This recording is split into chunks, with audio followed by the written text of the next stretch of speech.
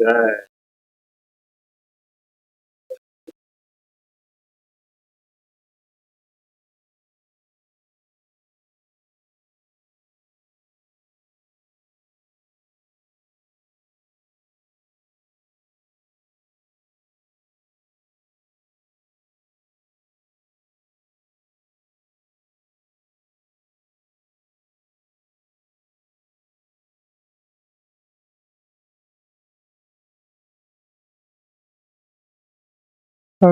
सरदावा नललीलोका त्रणाय कारुण्य गणागणत्वम्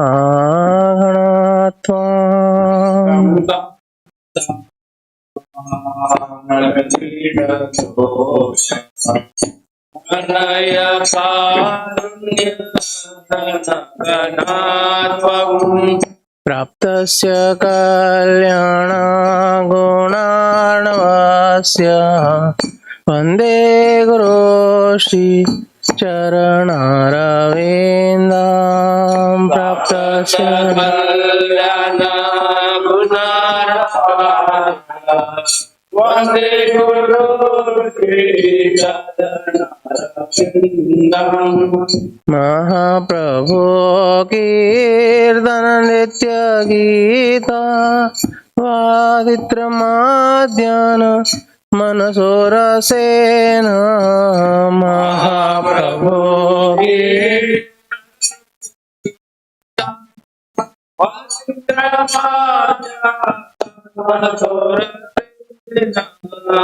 रोमाञ्चकाम्पाशुतरङ्गभाजो वन्दे गुरो श्री चरणारविन्दं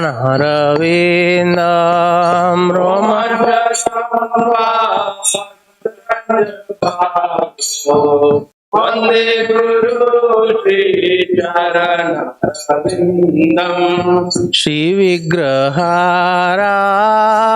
नित्यनाना श्रृंगार तन्मन्दिरमर्जनादो श्री विग्रहाराधन नित्यनाना श्रृंगार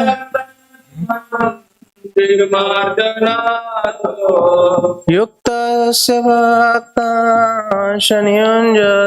अपि वन्दे गुरो श्री चरणारविन्दं युक्तस्य भक्तांशनियुञ्जतो वन्दे गुरो श्री चतुर्विधा श्री भगवत प्रसादो स्वादान तृप्तान हरिभक्त संघान चतुर्विधा श्री भगवत प्रसादो स्वादान तृप्तान हरिभक्त संघान कृत्वेव तृप्तिं भजता सदैव वन्दे गुरो श्री चरणारविन्दं कृत्वेव तृप्तिं भजता सदैव वन्दे गुरो श्री चरणारविन्दं श्रीराधिका माधवयोरपार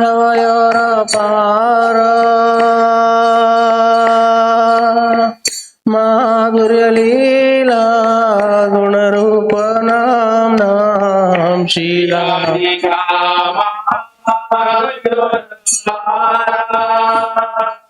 माधुर्यलीला प्रतीक्षणा स्वादनलोलुपस्य वन्दे गुरो श्री चरणारविन्दं प्रतीक्षणा वन्दे गुरो श्री निकुञ्जयूनो रतिकेलिसिद्धै ध्यायालिभिर्युक्तिरपेक्षणीया निकुञ्जयूनो रतिकेलिसिद्धै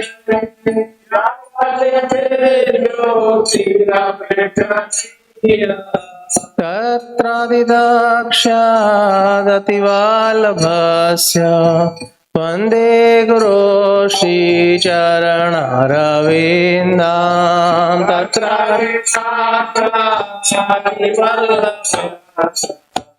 वन्दे गुरु श्रीचरणरविन्दां साक्षाद्धरित्वेन समस्तशास्त्रे उक्तस्तथा भाव्यत एव षड्भिः साक्षाद्धरित्वेन समस्तशास्त्रे उक्तस्तथा किन्तु प्रभोर्यः प्रिय एव तस्य वन्दे गुरो श्रीचरणरविन्दां किन्तु प्रभोर्यः प्रिय एव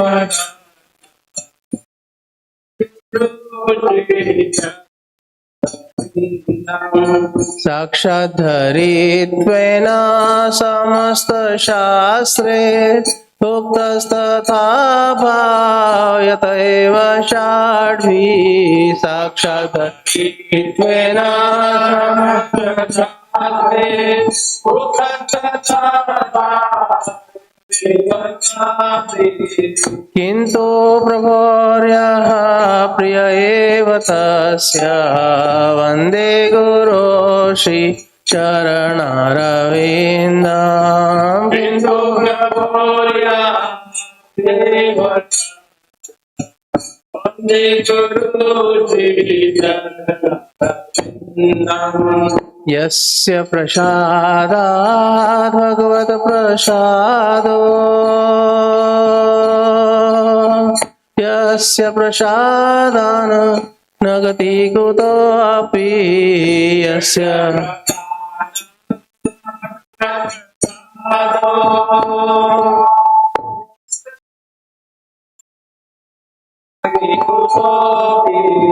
यस्य प्रसादात् भगवत् प्रसादो यस्य प्रसादान् न गति कुतोऽपि यस्य प्रसादात् भगवत् प्रसादो यस्य प्रसादात्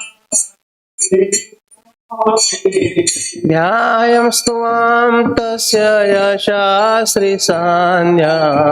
वन्दे गुरो श्रीचरणरविन्दां ध्यायं स्तुवां तस्य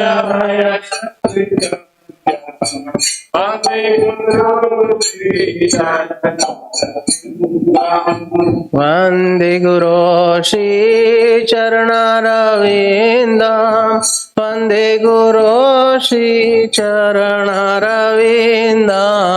वन्दे गुरो श्रीचरणरविन्दां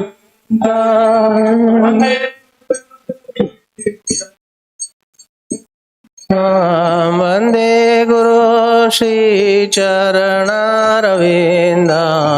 वन्दे गुरो श्रीचरणरविन्दां वन्दे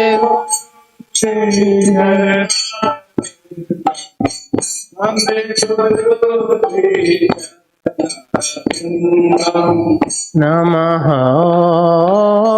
विष्णुपादाय कृष्णपृष्ठाय भूतले श्रीमते भक्तिवेदान्त स्वामिनिति नामिने नमो विष्णुपदाय कृष्णपृष्ठाय भूतले श्रीमते भक्तिवेदान्त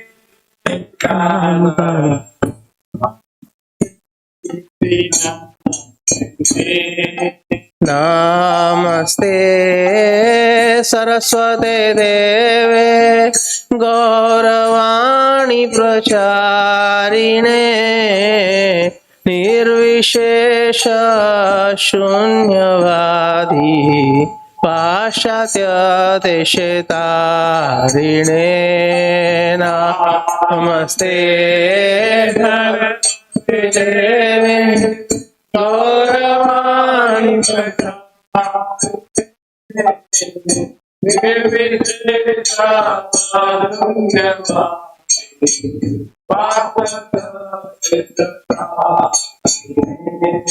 जय श्री कृष्ण चैतन्य प्रभु नित्यानंद श्री अद्वैत गदाधर शिवासादि गौर भक्तवृंद जय श्री कृष्ण चैतन्य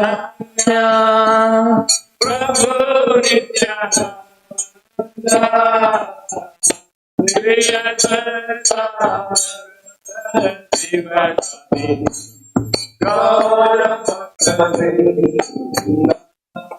श्री कृष्ण चैतन्य प्रभु नित्यानंद श्री अद्वैत गदाधर शिवासादि गौर भक्तवृंद श्री कृष्ण चैतन्य प्रभु नित्यानंद श्री अद्वैत गदाधर शिवासादि गौर भक्तवृंद श्री कृष्ण चैतन्य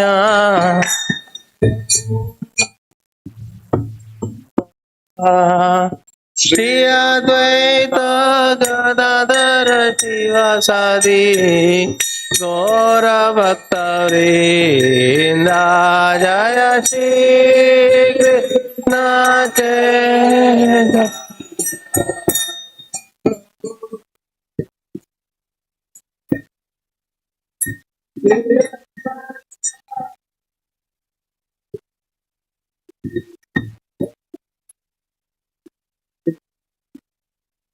हरे कृष्णा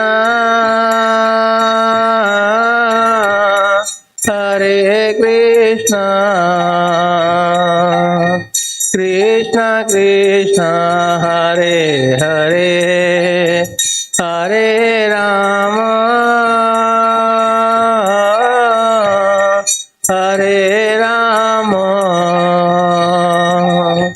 राम राम हरे हरे हरे कृष्णा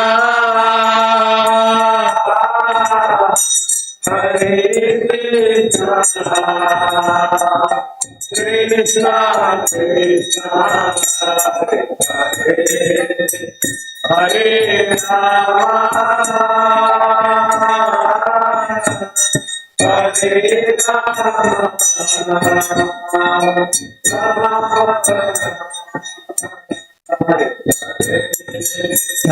कृष्णा हरे हरे कृष्णा कृष्णा कृष्णा हरे हरे हरे राम राम राम हरे हरे हरे कृष्णा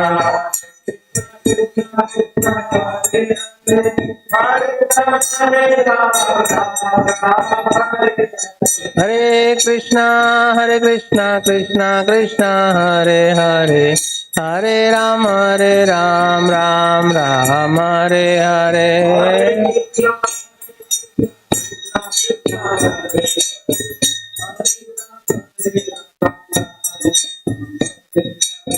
हरे कृष्णा कृष्णा कृष्णा हरे हरे हरे राम राम राम हरे हरे हरे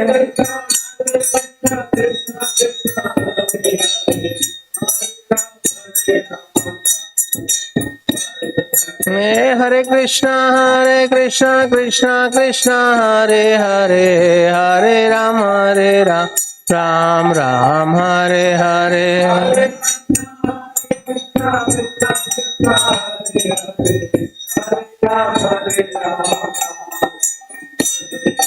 जय राधा श्याम सुंदर राधा श्याम सुंदर राधे जय राधा श्याम सुंदर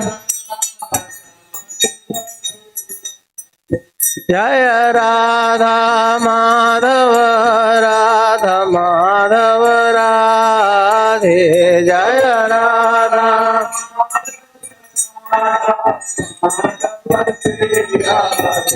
जय गौर हरि गौर हरि पतित पावन गौर हरि जय गौर हरि गौर हरि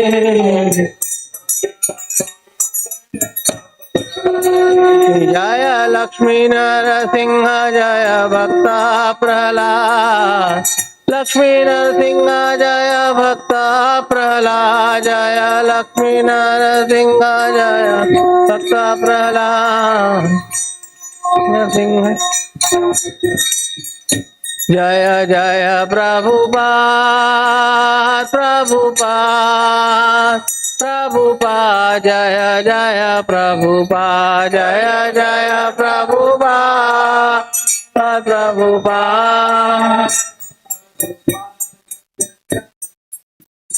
जय जय गुरुदेव गुरुदेव गुरुदेव गुरुदेव जय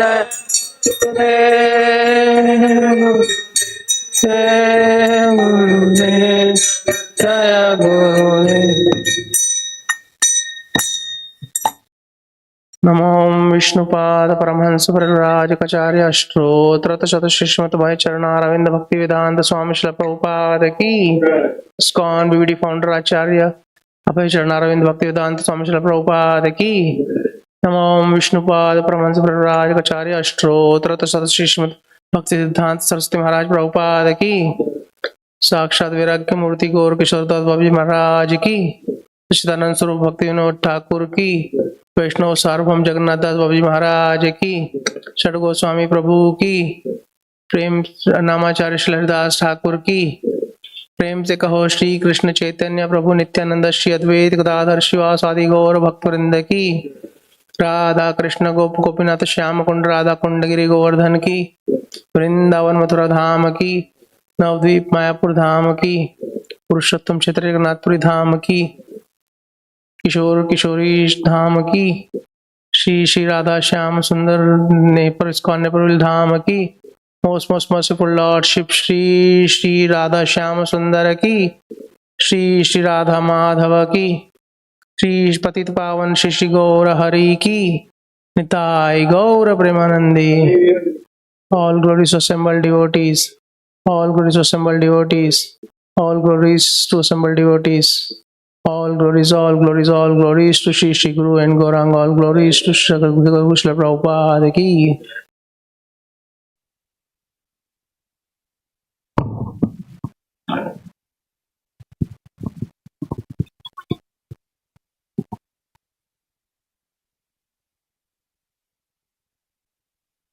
नमस्ते नरसिंहाय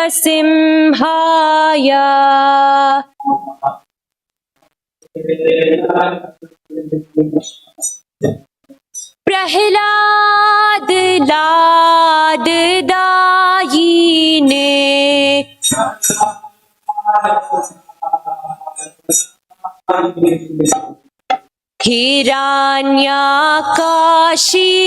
हिरण्याकाशिपूर्वक्षः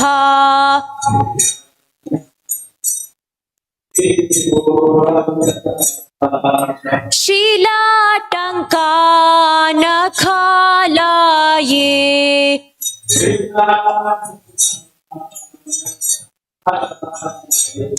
इतो नरसिंहा परतो नरसिंहा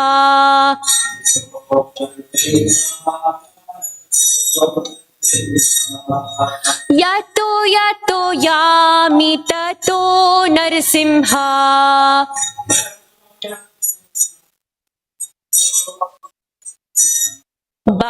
बहिर्नरसिंहा हृदये नरसिंहा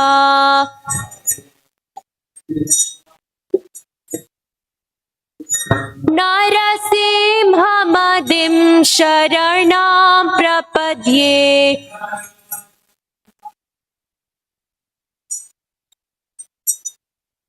तव करकमलवरेण्यकाम् अद्भुतशृङ्गा दलिता हिरण्यकशिपोर्तनुभृङ्गा केशवधृता नरहरिरूपा जय जगदीश हरे जय जगदीश हरे जय जगदीश हरे।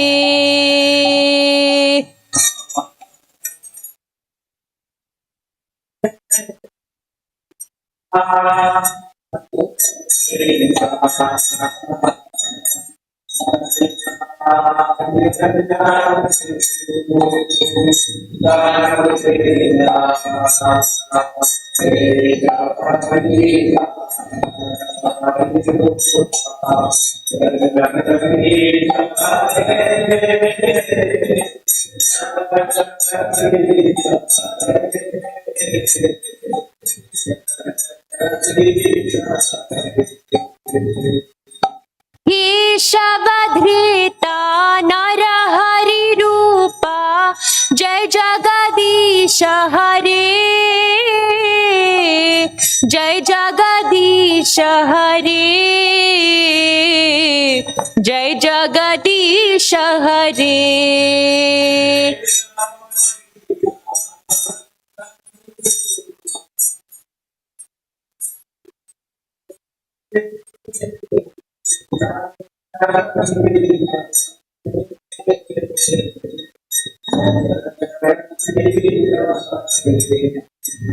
जय नरसिंहदेव जय नरसिंहदेव जय नरसिंहदेव जय नरसिंहदेव।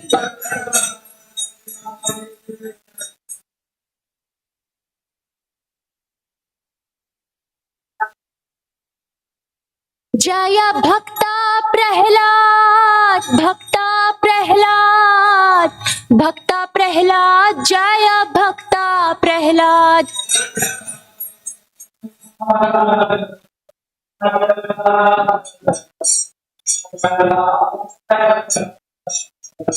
जय प्रभुपदा जय प्रभुपदा जय प्रभुपदा जय प्रभुपदा।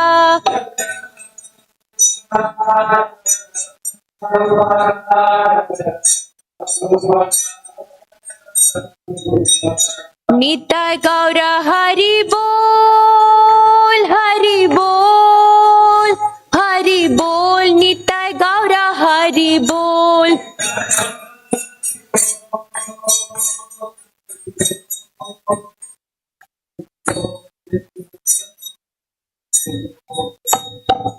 नरसिंहदेव भगवान की, प्रहलाद महाराज की, शीला प्रभुपाद की, अनंत कोटि वैष्णव वृंद की।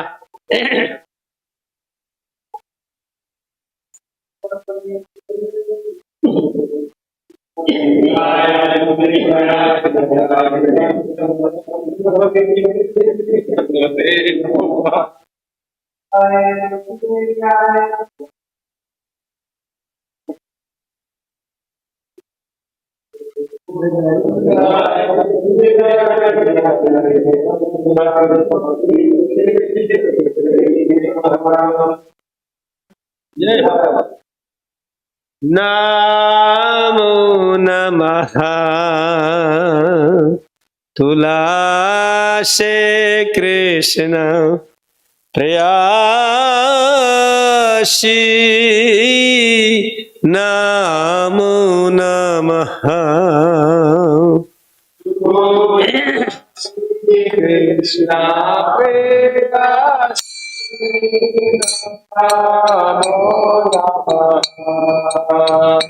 Broje Radha Krishna Seva Pavo Abhilashi Krishna Seva Pavo Abhilashi Namo Namaha. যে তোমার শরণ লয় তার বাঞ্ছা পূর্ণ হয়। শরণ লয় তার বাঞ্ছা পূর্ণ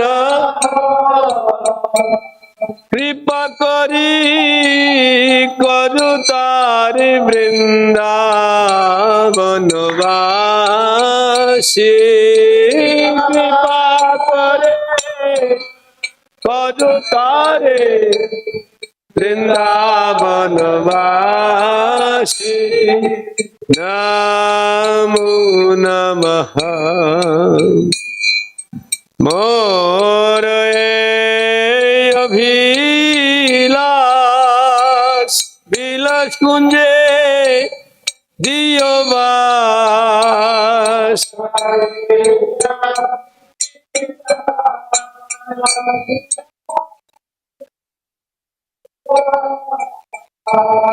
নয়নে হেরিব সদায় যুগল রূপ রাশে। নয়নে হেরিব সদায়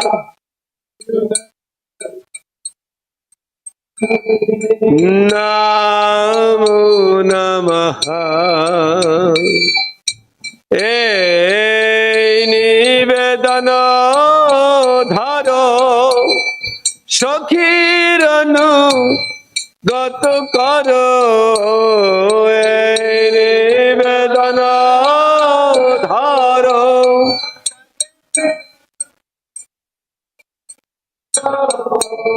সেবায় অধিকার দিয়ে করো নিজ দাসে। সেবায় অধিকার দিয়ে করো নিজ দাসে। নমো নমঃ। দীন কৃষ্ণ দাসে কয় এই যেন মোর হয়। দীন কৃষ্ণ দাসে কয় রাধা গোবিন্দ প্রেমে সদাই যেন ভাসে।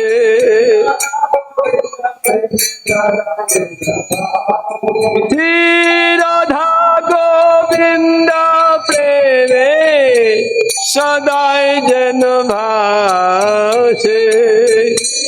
রাধা গোবিন্দ প্রেমে সদাই যেন ভাসে। নমো নমঃ। তুলাসে কৃষ্ণ প্রেয়সী নমো নমঃ। তুলাসে কৃষ্ণ প্রেয়সী নমো নমঃ। याने काने जप पने ब्रह्म तदि कानि च तानि तानि प्रणाशन्ति प्रदक्षिण पादे पदे।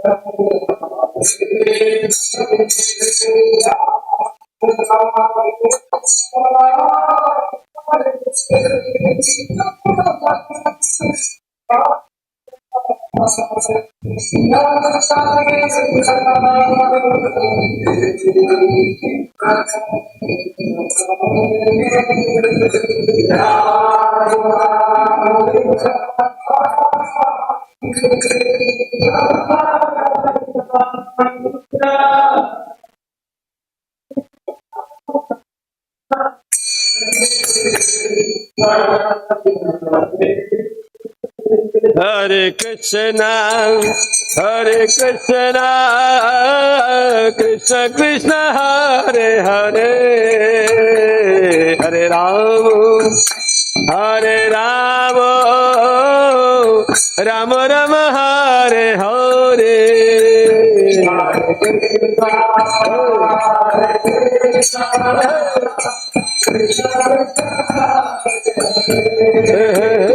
Hare Rama, Hare Rama,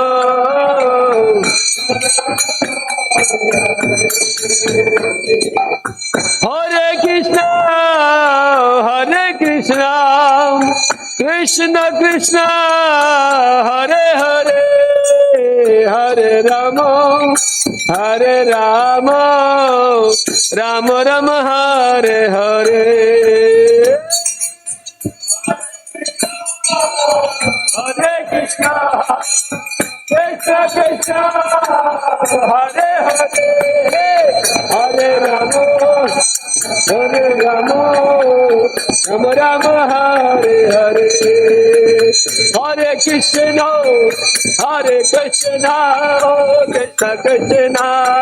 Hare Hare, Hare Rama, Rama Rama, Hare Hare, Hare Krishna, Krishna Krishna, Hare Hare, Hare Rama, Rama Rama. Jaya Vrinda Devi Tulasi Maharane, Vrinda Devi Tulasi Maharane, Tulasi Maharane.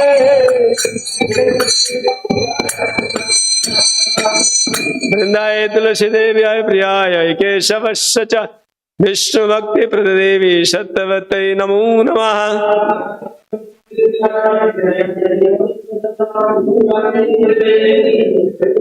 Vrindaya Tulasi Devyaya Priyaya Keshavasya Cha Vishnu Bhakti Pradadevi Sattvatai Namo Namaha.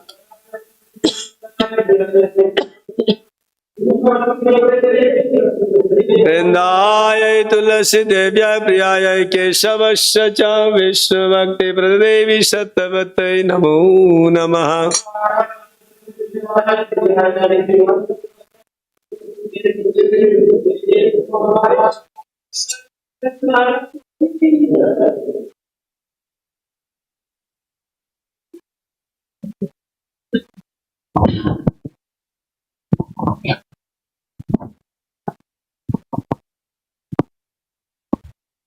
Tulsi, beloved of Krishna, I bow before you again and again. My desire is to attain the service of Sri Sri Radha Krishna. Whoever takes shelter of you has his wishes fulfilled. Bestowing your mercy on him, you make him a resident of Vrindavana. My desire is that you will also grant me a residence in the pleasure groves of Sri Vrindavana Dhamma. Thus, within my vision, I will always behold beautiful pastimes of Radha and Krishna. I beg you to make me a follower of the cowherd damsels of Raja.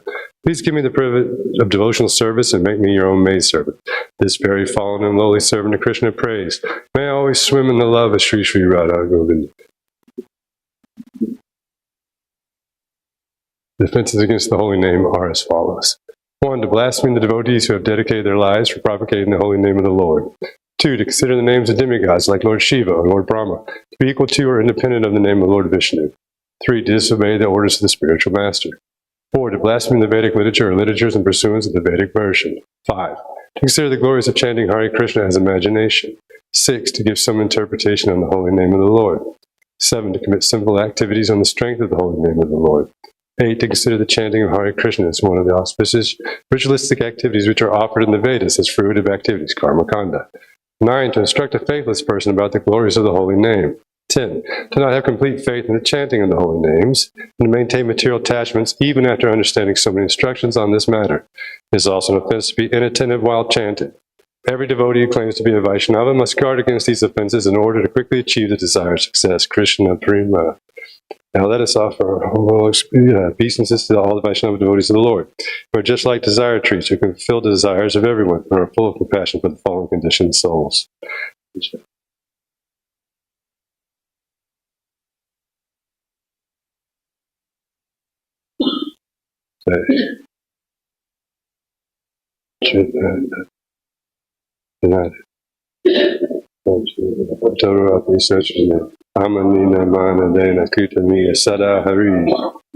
One should chant the holy name of the Lord in a humble state of mind, thinking oneself lower than the straw on the street. One should be more tolerant than a tree, devoid of all sense of false prestige, and should be ready to offer all respect to others. In such a state of mind, one can chant the holy name of the Lord constantly.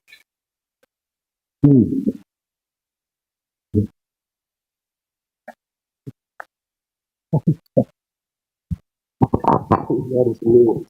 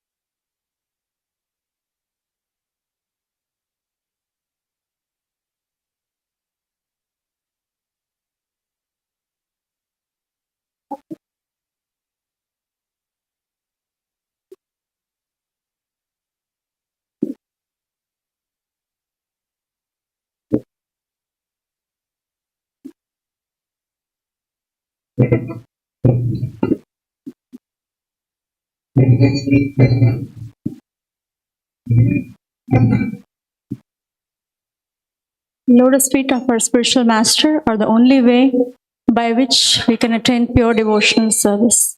I bow to his lotus feet with great awe and reverence. By his grace, one can cross the ocean of material suffering and obtain the mercy of Krishna. My only wish is to purify my heart by the words emanating from his lotus mouth. Attachment to his lotus feet is a perfection that fulfills all desires. He opens my darkened eyes and fills my heart with transcendental knowledge. He is my Lord, birth after birth. From him ecstatic prema emanates. By him ignorance is destroyed. The Vedic scriptures sing of his character. Our spiritual master is the ocean of mercy, the friend of the poor, and the Lord and master of the devotees. O Master, be merciful unto me. Give me the shade of your lotus feet. Your fame is spread all over the three worlds. We take shelter of your lotus feet.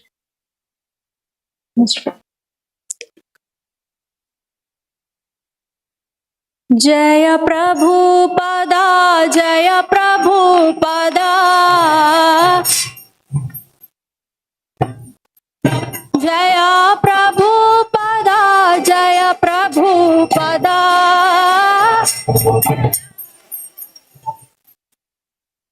Prabhupada, Jaya Prabhupada, Jaya Prabhupada, Jaya Prabhupada.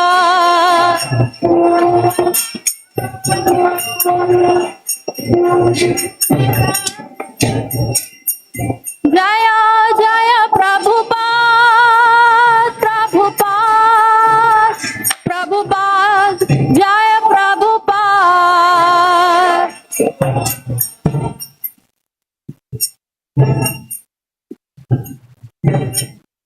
Jaya Jaya Prabhupada, Prabhupada, Prabhupada, Jaya Prabhupada.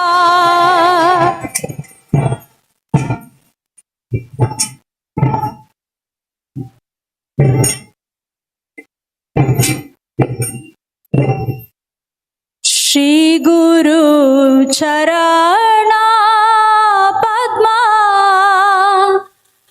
Kevala Bhakati Sadma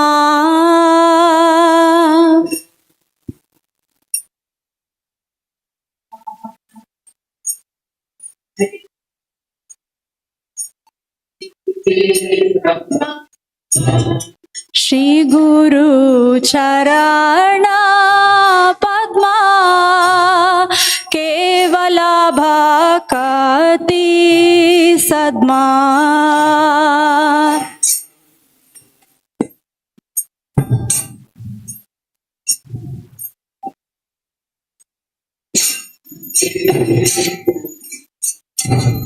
Bandamui Savadana Mate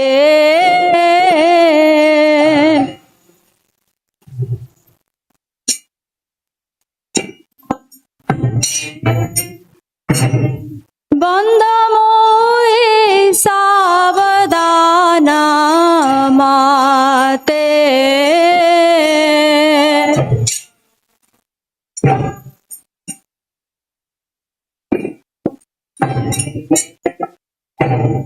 Jahara Prasade Bhai He Bhavatoriya Jai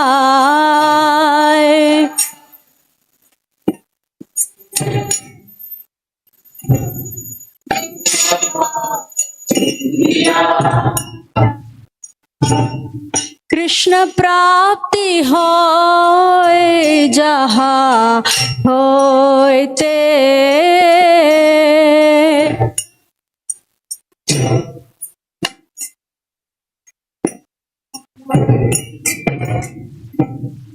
Guru Mukha Padma Vakya Chitte te कोरियाय क्या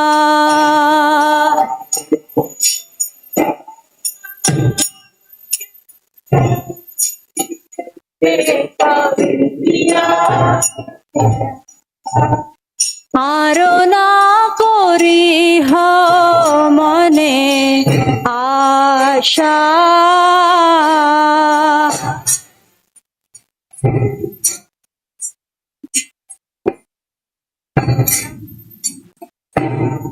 श्री गुरु चरणे रति एषे उत्तम गति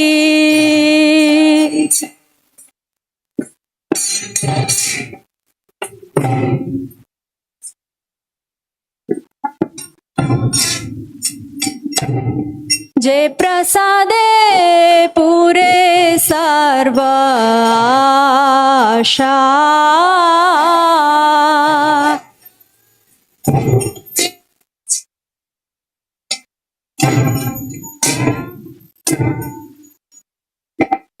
चक्षुदान दिलो जे जन्मे जन्मे प्रभु से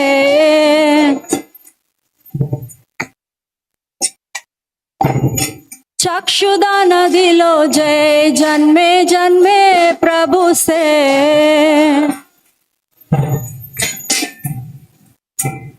दिव्य ज्ञान हृदय प्रकाशितो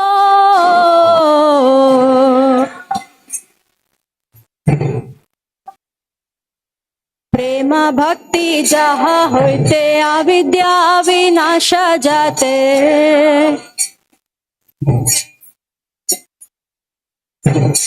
वेदे गाय जहरा चरितो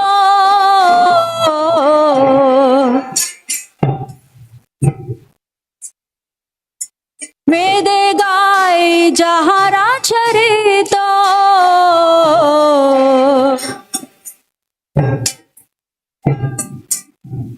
श्री गुरु करुणा सिंधु आधम जनारा बंधु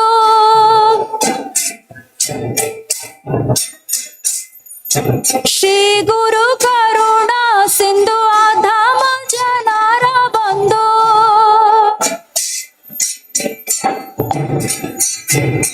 लोकनाथ लोकेरा जीवाना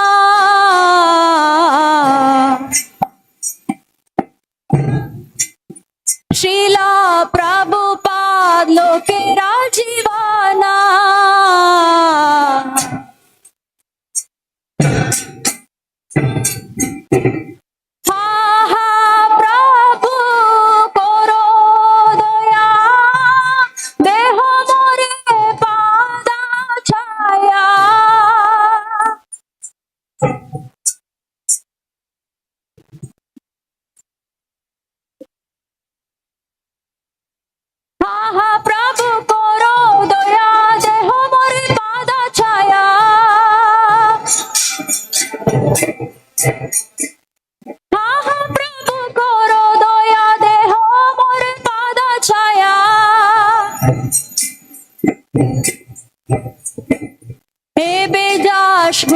त्रिभुवाना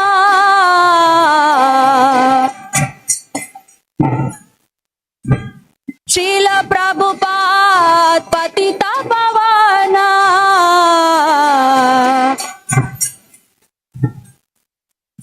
जय प्रभुपादा जय प्रभुपादा जय प्रभुपादा जय प्रभुपादा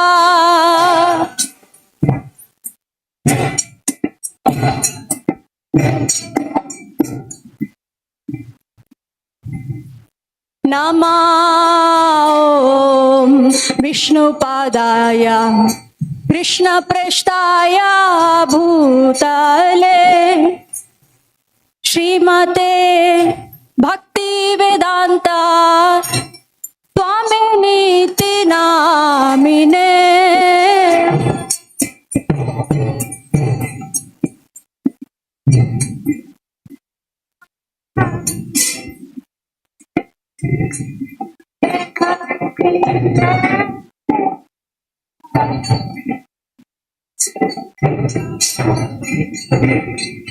नमस्ते सरस्वते देवे गौरवाणी प्रचारिणे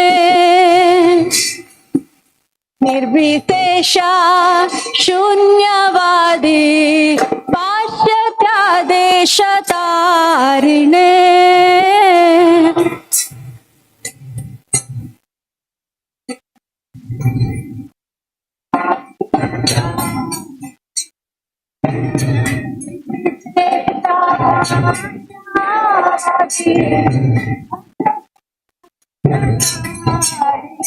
जय श्री कृष्ण चैतन्य प्रभु नित्यानंद श्री अद्वैता गदाधर शिवासादि गौर भक्त वृंदा।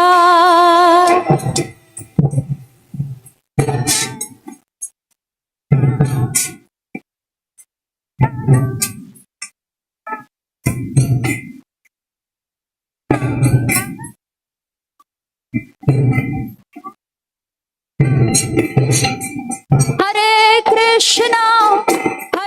कृष्णा कृष्णा कृष्णा हरे हरे हरे राम राम राम हरे हरे।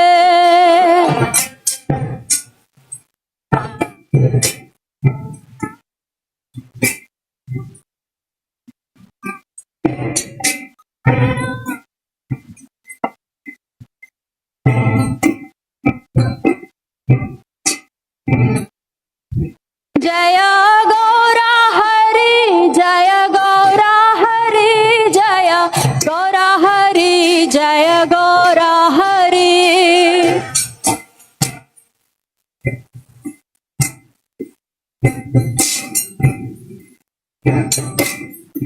जय राधा माधव श्री राधे।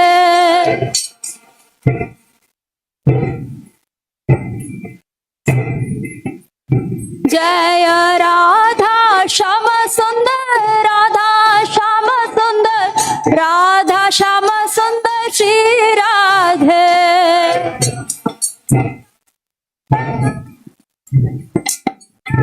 राधा श्याम सुंदर श्री राधे। जय राधे जय राधे जय राधे जय श्री राधे।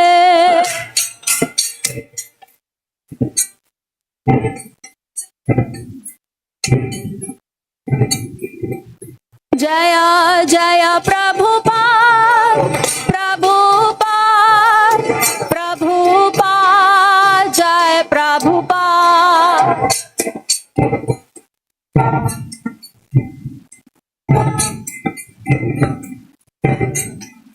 निताई गौरा हरि बोल हरि बोल हरि बोल गौरा हरि बोल।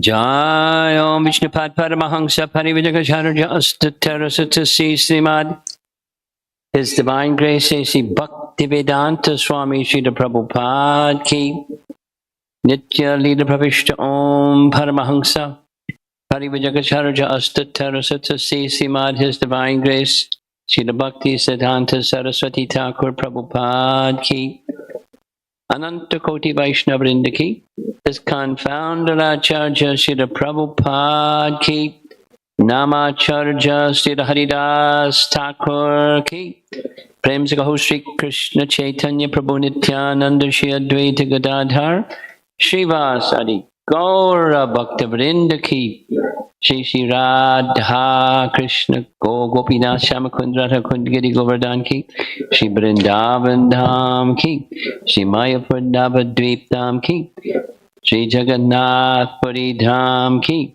Ganga Maye Ki Jamuna Maye Ki Tulsi Devi ki, Bhakti Devi ki, Shri Hari Nam Sankirtan ki, Brihat Patanga Transcendental Book Distribution ki, Shri Gauratai ki, Shri Radha Shama Sundara ki, Shri Radha Madhava ki, Shriman Mahaprabhu ki, Nittai Gaur Premanandi. All glories to the assembled devotees.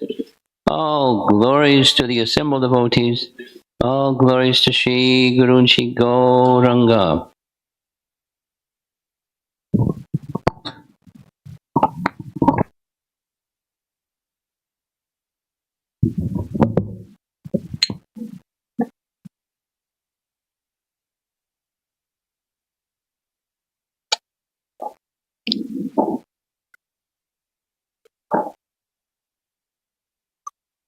Yeah, harmonium, very good. Jaya Radha Madhava Punjabi Adi.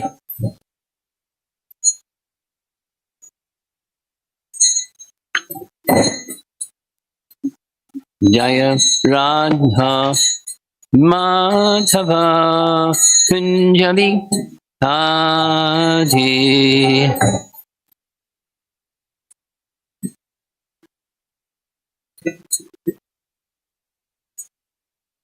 Gopi Dana Balabha Girivardhari.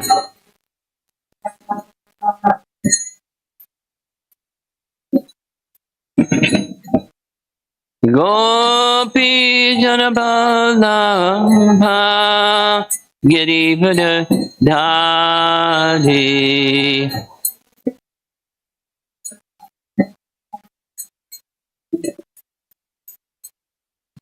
Jasodanandana Brajajanarandana.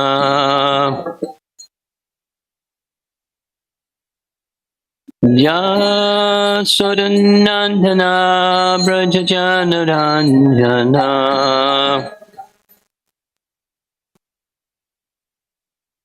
Jamuna Tiravana Jadi. Jamuna Tiravana Jadi.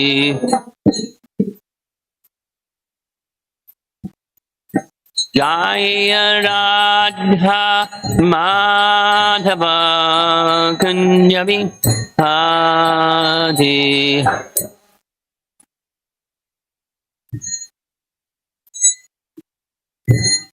Jaya Radha Madhava Kunjabi Adi.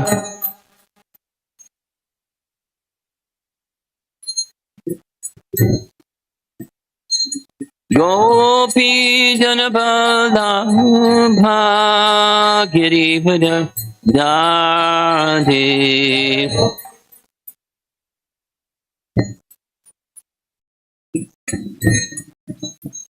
Gopi Janabala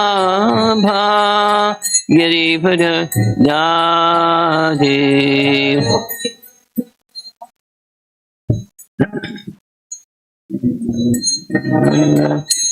Yasodanandana Brajajanarandana. Yasodanandana Brajajanarandana. Yamuna Tiravana Yadi. Yamuna Tiravana Chadi. Jaya Radha Madhava Kunjabi Adi.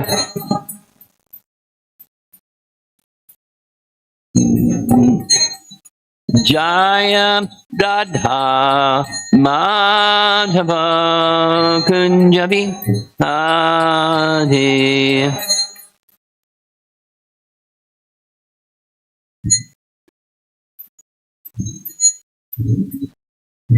Jaya Vishnupad Paramahamsa Parivajagacharya Astatarasata Sisimad.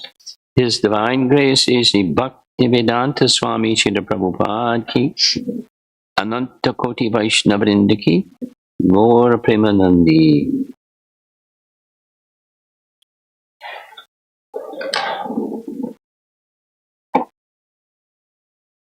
If you're wondering why this thing is here, it has to do with the sun. It's like later on the sun's going to move. Usually it does, so I'll be able to see and we can open this thing up, but sorry, didn't reduce the seating space. Today is the second part of the second presentation on respect, and it's also Shivaratri. So I want to read some nice references about Lord Shiva, written by our acharyas.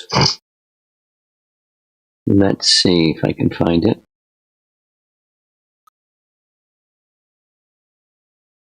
There it is.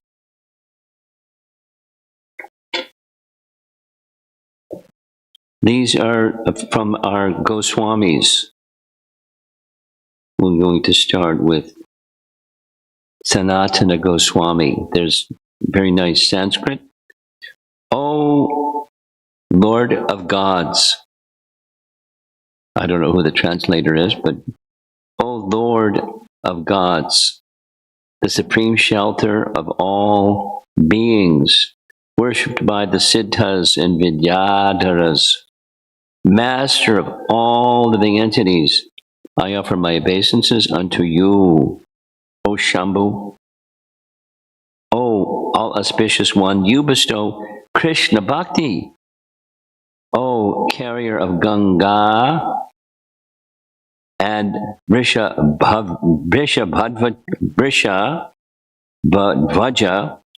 having a bull as your emblem, I bow to you, O protector of the universe. Sanatana Goswami. Jiva Goswami, shorter. Lord Shiva, who holds the moon on his head, long ago attained the nectar of devotion to Govinda. Rupa Goswami writes, I offer my respects to Lord Shiva, who is an ocean of mercy, the bestower of Krishna Bhakti, and the most peaceful personality. He is the Lord of all beings, and the wish-fulfilling tree for his devotees. Narottama Das Thakur. One who takes shelter of Lord Shiva and his pure devotion, such a person is my master, the beloved of Sri Radha. Vishwanath Chakravarti Thakur. I offer my respects to Lord Shiva, who is always absorbed in the bliss of serving Sri Hari and delights all his devotees. He takes great pleasure in serving the lotus feet of Lord Gora. And finally, Raghunath Das Goswami. I take shelter of Shiva, who is known as Shiva Manjari in Vrindavan, just like a bee attached to the lotus feet of Sri Radha. He renders service to her and offers everything to Lord Hari. So our Gaudiya Vaishnava Acharyas, they follow in the line of Chaitanya Mahaprabhu, who appreciate the very special position of Lord Shiva. So we're honoring him on his Shivaratri. We'll speak a little bit something this evening.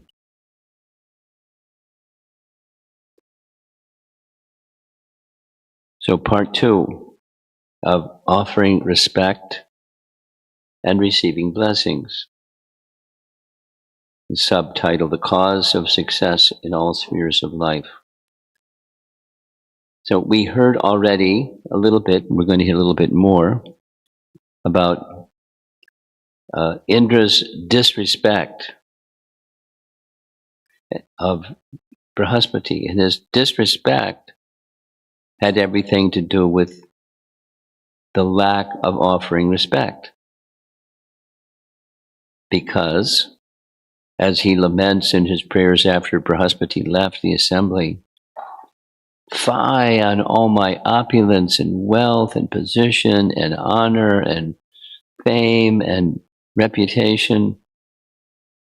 Useless. It's been a burden of defamation of my spiritual master." And commentary says, how many times a day did Indra see his spiritual master? Frequently, because Brihaspati frequented the abode of Lord Indra, because in the abode of Lord Indra many devas would also assemble, and so he would come. And every time, otherwise, he would offer respect, or say it positively, it's a policy or principle that when coming before the spiritual master comes before you, you offer obeisances. And when the spiritual master departs, you offer obeisances. However many times in a day that may happen, that's an etiquette. And he didn't observe the etiquette. So he is looking at a jewel, thinking about his opulence. And he's got a nice mirror by his side so he can look at himself. And there comes Brihaspati. And we saw, could I have the Bhagavatam, Canto 6, Chapter 7? Because I want to read what he says. This is one of the things that he says. If a person says that one who is situated on the exalted throne of a king should not stand up to show respect to another king or a brahmana, thank you, it is to be understood that he does not know the superior religious principles. So 2 verses later is verse 15. And here's what he says in verse 15. He's speaking before the whole assembly after Brihaspati left.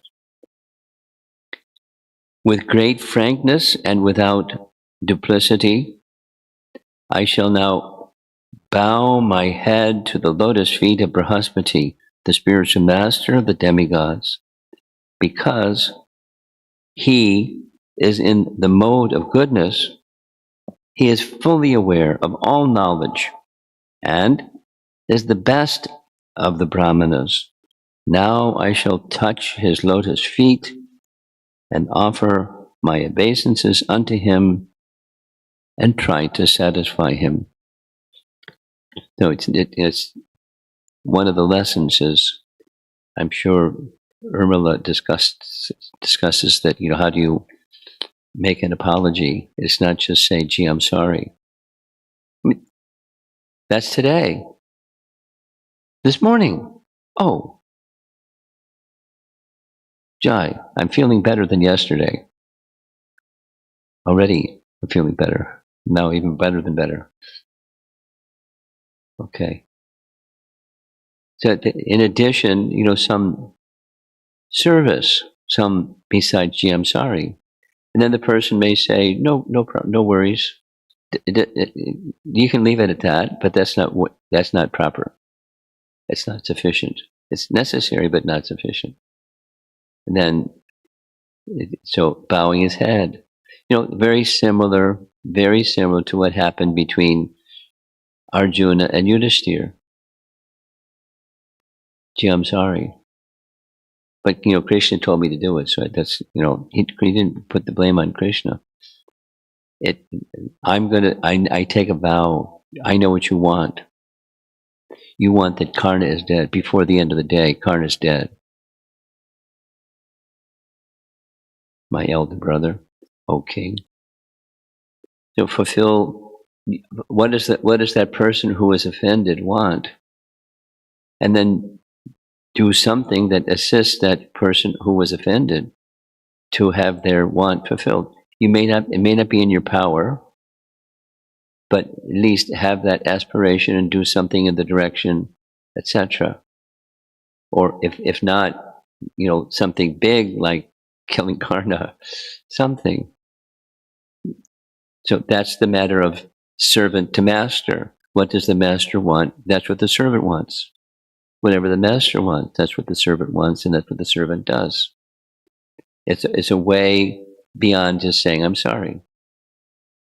Apology is followed by an action. What's in the heart should come out.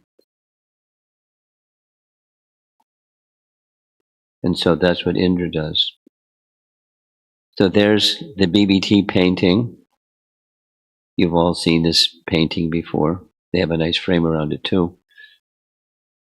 There's Indra, puffed up by his opulence and being worshipped and so forth and so on, and not having proper regard for the best of the Brahmanas, in this case, his spiritual master of all the demigods.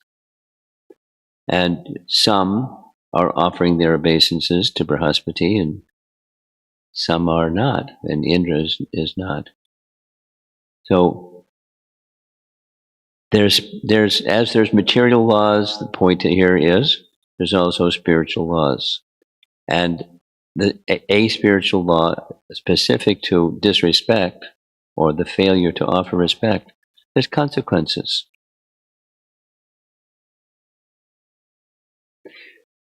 Going way back to Kapila's teachings, the consequences is one will be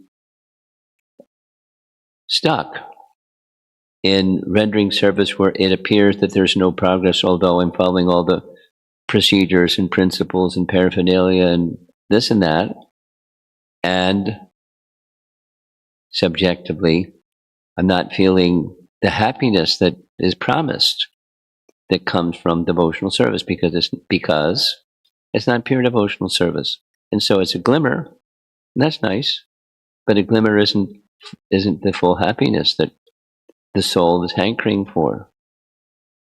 And then if the soul is hankering for a full happiness and it's not happening, it increases the tendency for distraction. Looking here, looking there, looking for something else that will make me happy. In a world where there's no happiness, it doesn't happen. It's not a place of happiness. It's not going to be found here. And in otherworldly happiness, this is Priti Sundar, but the starting point of this whole presentation. Two things: happiness and mitigation of distress. One will not experience happiness or mitigation of distress completely unless and until Priti comes for the personality of Godhead. And there's obstacles. The coverings are the obstacles. We can say false ego, and then layers and layers and layers and layers, from the subtle to the more gross, to the more gross, to the more gross, and we're stifled.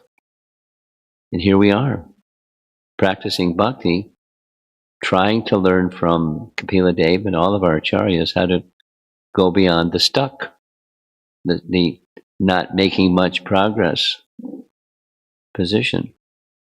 It's not like a scare tactic, it's just reality.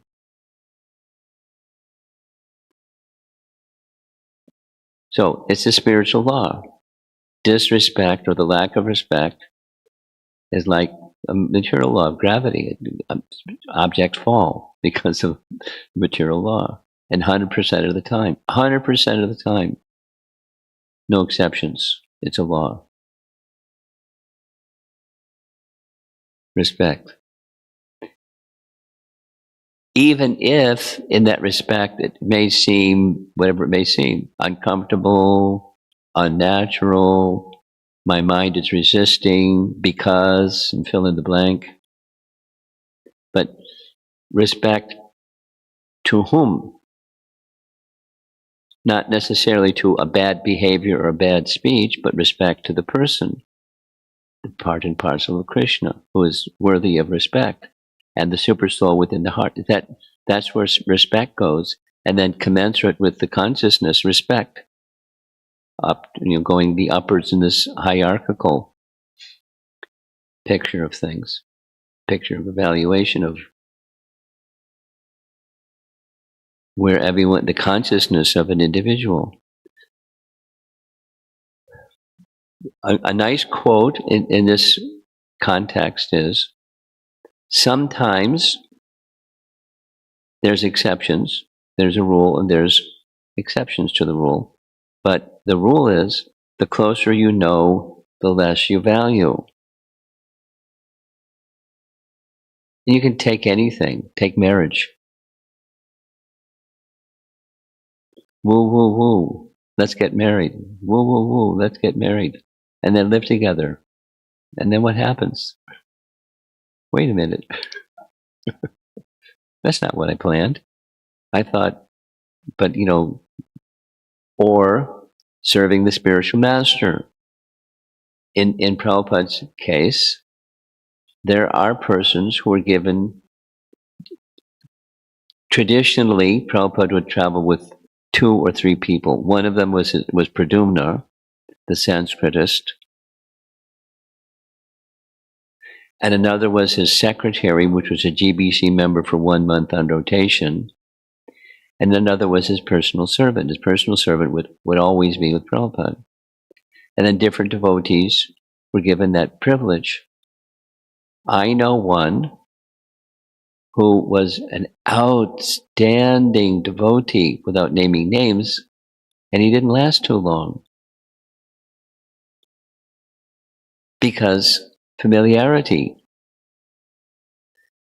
And I don't want to say the whole thing, but I was personally present when this devotee was correcting Prabhupada.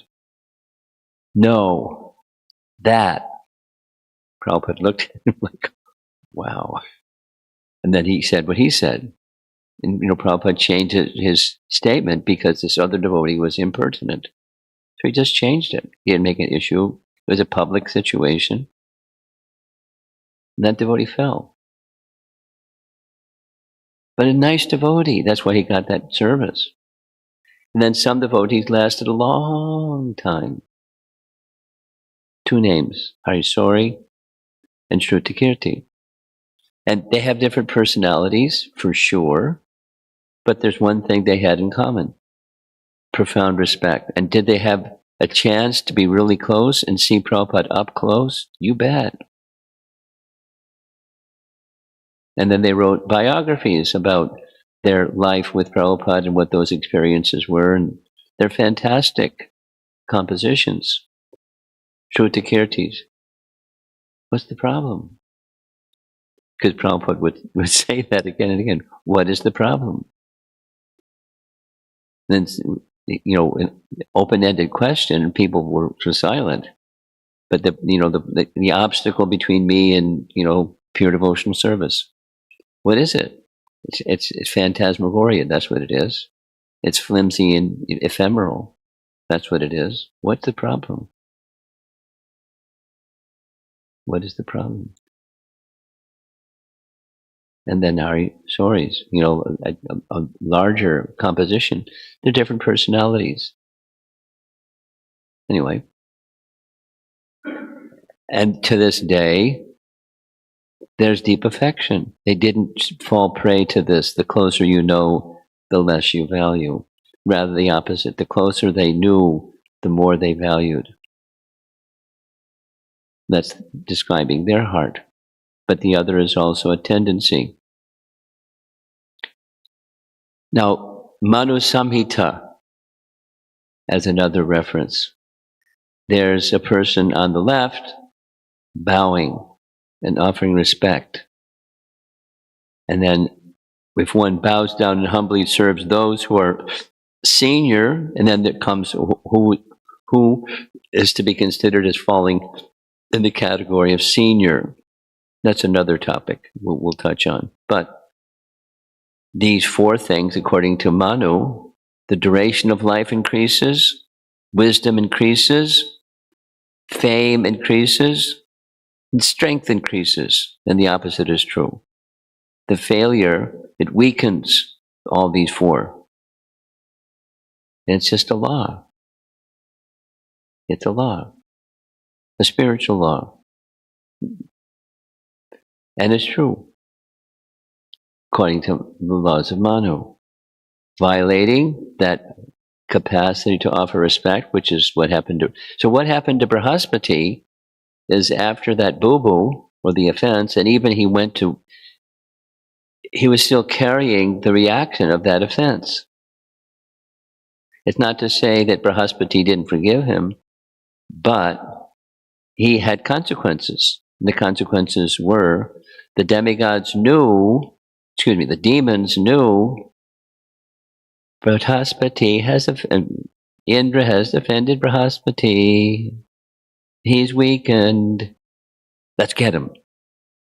So their attack increased and it became really messy. The demigods took over and then they battled to get the kingdom back, and quite a contrast from what Yudhisthira did before the beginning of the Kurukshetra. It's just the polar opposites.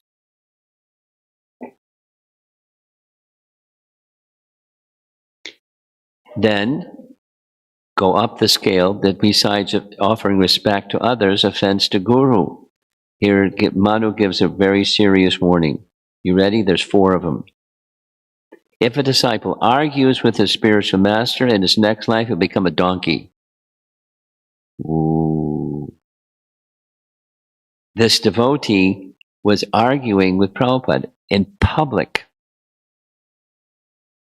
And Prabhupada's head moved back like, whoa. And he yielded. But because he yielded doesn't mean the person who argued with him didn't become a donkey. If a disciple criticizes his spiritual master, he'll become a dog. If a disciple enjoys the opulences of his guru, he'll become a worm in stool in his next life. That's not a nice life. If a disciple is jealous of his spiritual master, this is the envy topic, he'll become a moth in his next life. And there's the moth being attracted to the flame, and he flies into the flame, and that's the end of the moth. He burns in the fire by that envy of the spiritual master. Bad. So don't offend your guru. It's a bad program. The consequences are very severe. Here's a little example of that same principle. This is Karna. We all know Karna was who he was and his disposition and so forth and so on. When before the battle began, Kunti approached Karna. She knew the battle was about to begin. She went to Karna and pleaded with him, I want you to know that you're my firstborn son. You are my son. And I really would not like to see you, my son, be in battle against my other sons. So please join them. Mother's appeal. He rejected the idea severely. Where were you when everyone was degrading me? Everyone was treating me like this and like that. And there's one person that wasn't like that, and that was Duryodhana. He picked me up and he treated me like a Kshatriya, instead of the son of a Shudra, and I'll never leave his side. He was very loyal, for his reason. For his reason, I'm ready for battle with my brothers.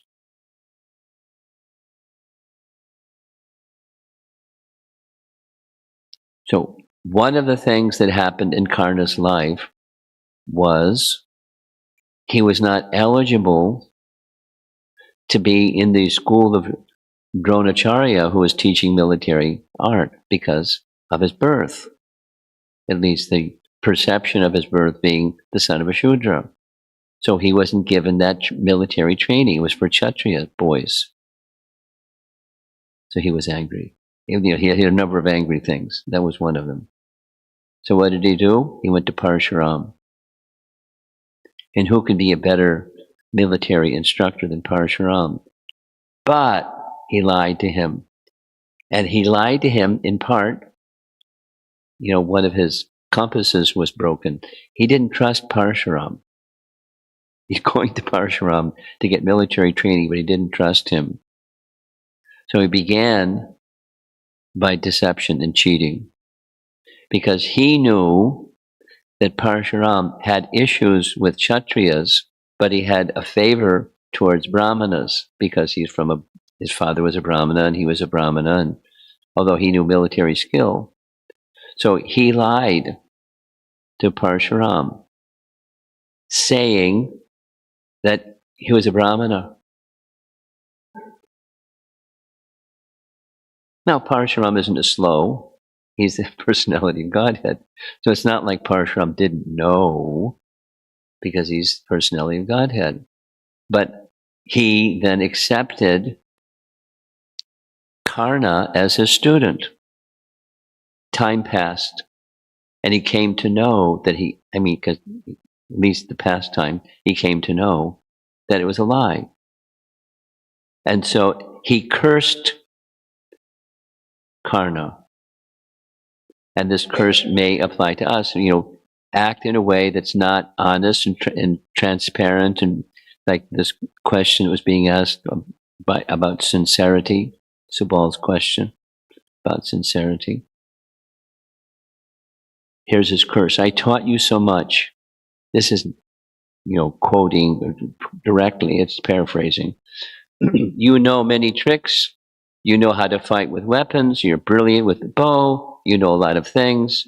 Throughout your life, you'll be able to use all these. But in the very moment when this knowledge is most important for you, you'll not be able to apply it. You'll not be able to access it and apply it. And that's what happened. By displeasing the teacher, he ended up being destroyed by his own pride, or failure to offer respect and instead lying.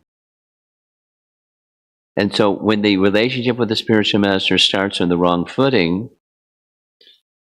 the result is disastrous. And it's even if the guru doesn't utter such a thing as Parshuram uttered, it's a law. There's consequences for deception. There's consequences for disrespect. There's the other side. There's consequences. There's benefits for proper respect. That's our topic, Vaishnava etiquette topic. It's the antidote for envy. But when envy or these other contaminations, pride, etc., Karna had big time pride, and that was another demise for him.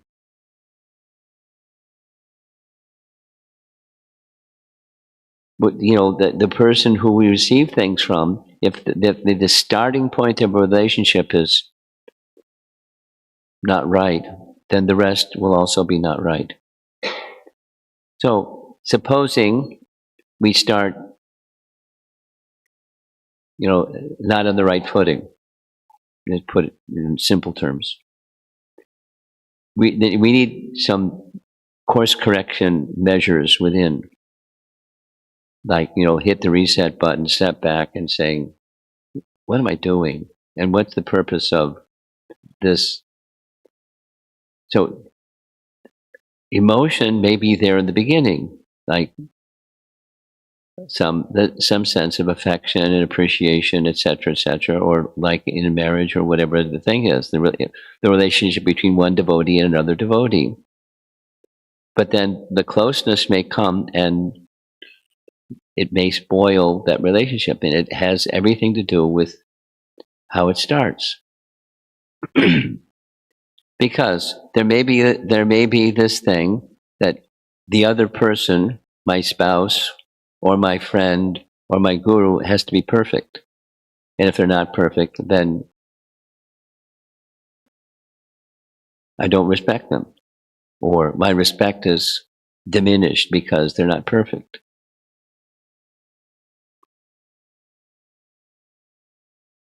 We'll touch on that topic a little bit further. But so that person has a problem, and that person doesn't get the full benefit of that relationship, the guru-disciple relationship, in this case karna, or military skill from the person who one learns military skill from, or anything. You know, and it applies not only to guru, but it's anyone. So here's again something from Manu Samhita. It's nice. What did you touch on this, Urmila? When you make a boo-boo, make some sin. This is one of your topics, right? Yeah. Which one? Which class did you do it already? You did already. Today.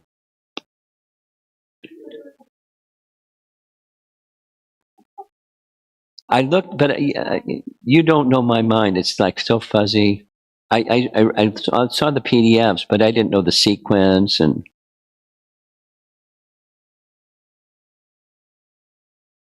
I'm imperfect.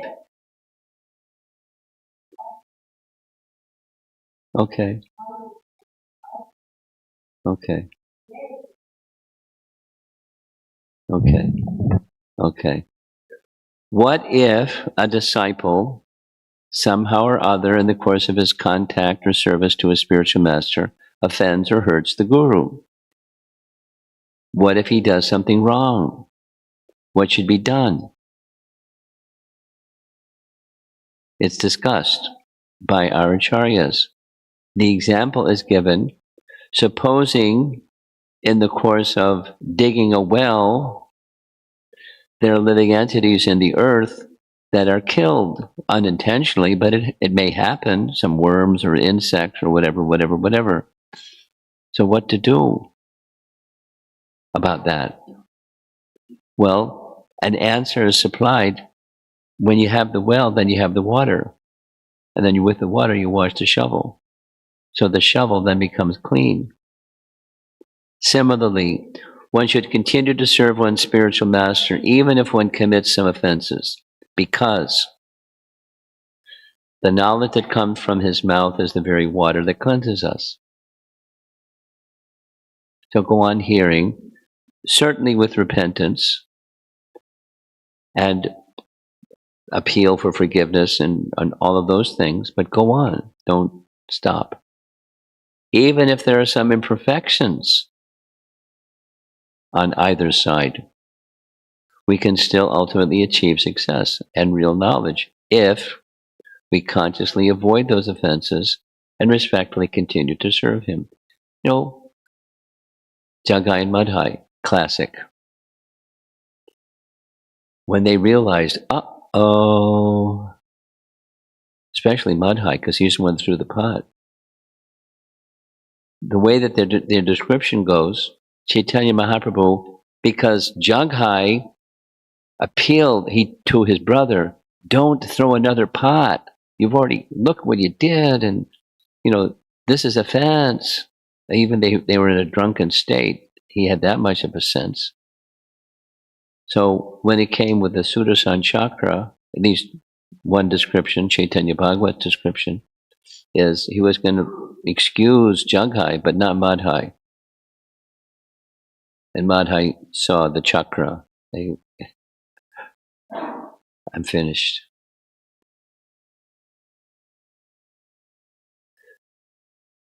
when he appealed, it's the same. Appealed for forgiveness.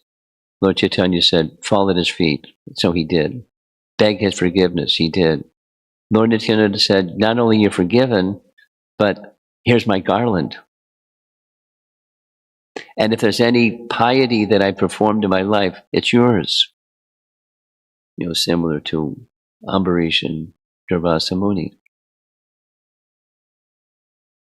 So then Lord Chaitanya said, very well, you're forgiven. Now, two things. Never do this again, and render service to the Vaishnavas who you've offended.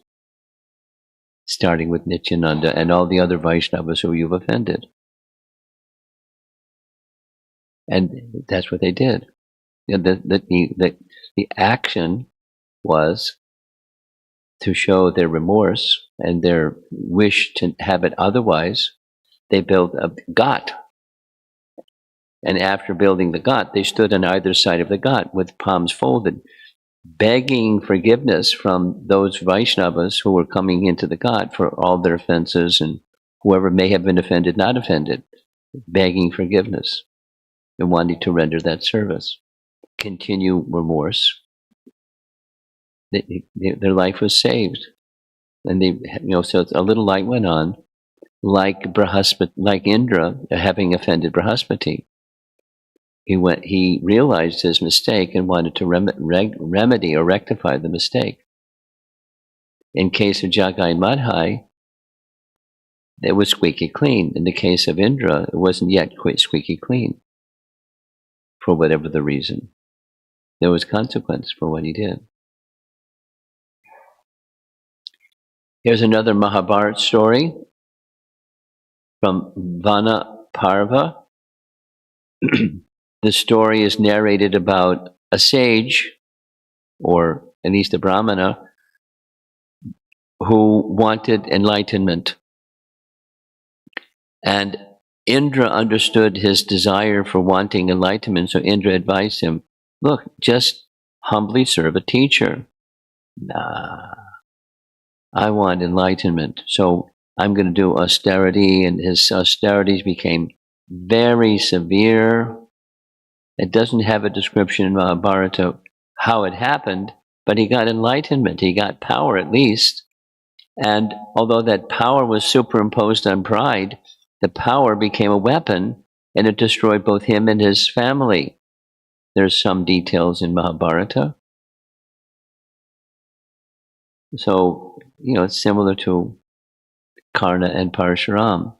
Knowledge without the school of humility, remember that tree with the root and the trunk and the humility and that which comes from that tree. When the humility is missing,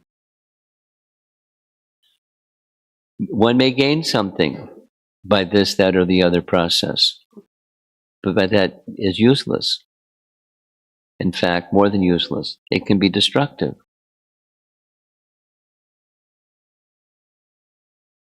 Here's another example. Dronacharya again. Dronacharya had many students, and one of those students was his own son.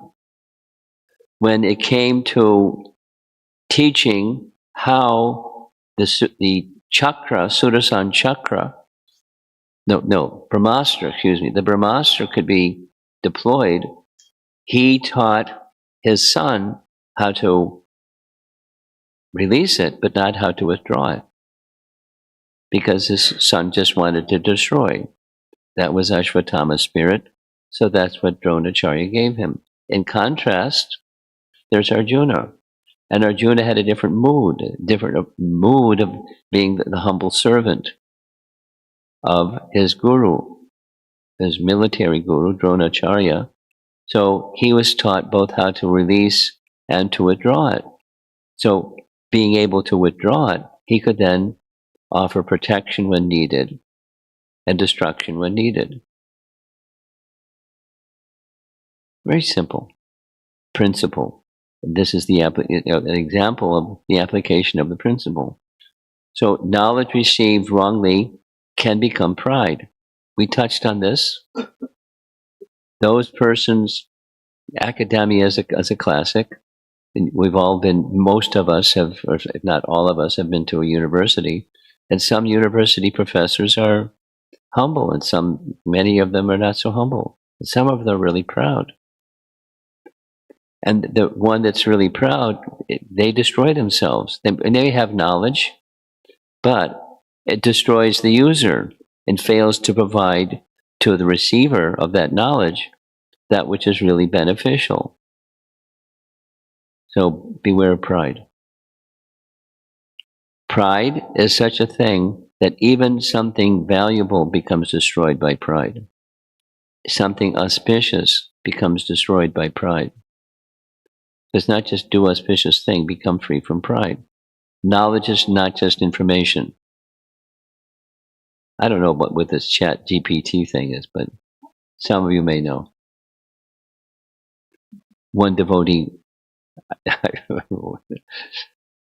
fixed a problem by going to chat GPT. I don't know what it is.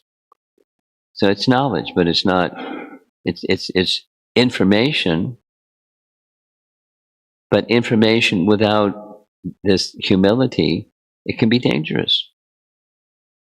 So what's needed is not just theoretical knowledge, but the submission to a higher personality, not just a professor that has some knowledge and so you get some knowledge from the professor, but when there's genuine submission and a genuine qualified teacher. So that's where this theme that we started with is blessings can come. So here's this very same phrase that came, as you remember from yesterday, from Chanakya Pandit. You know, the root of humility is serving superiors. Realize, and then from humility, then the blessings that come from that submission to qualified persons. And they may, commonly they'll impart knowledge because they're wise, experienced.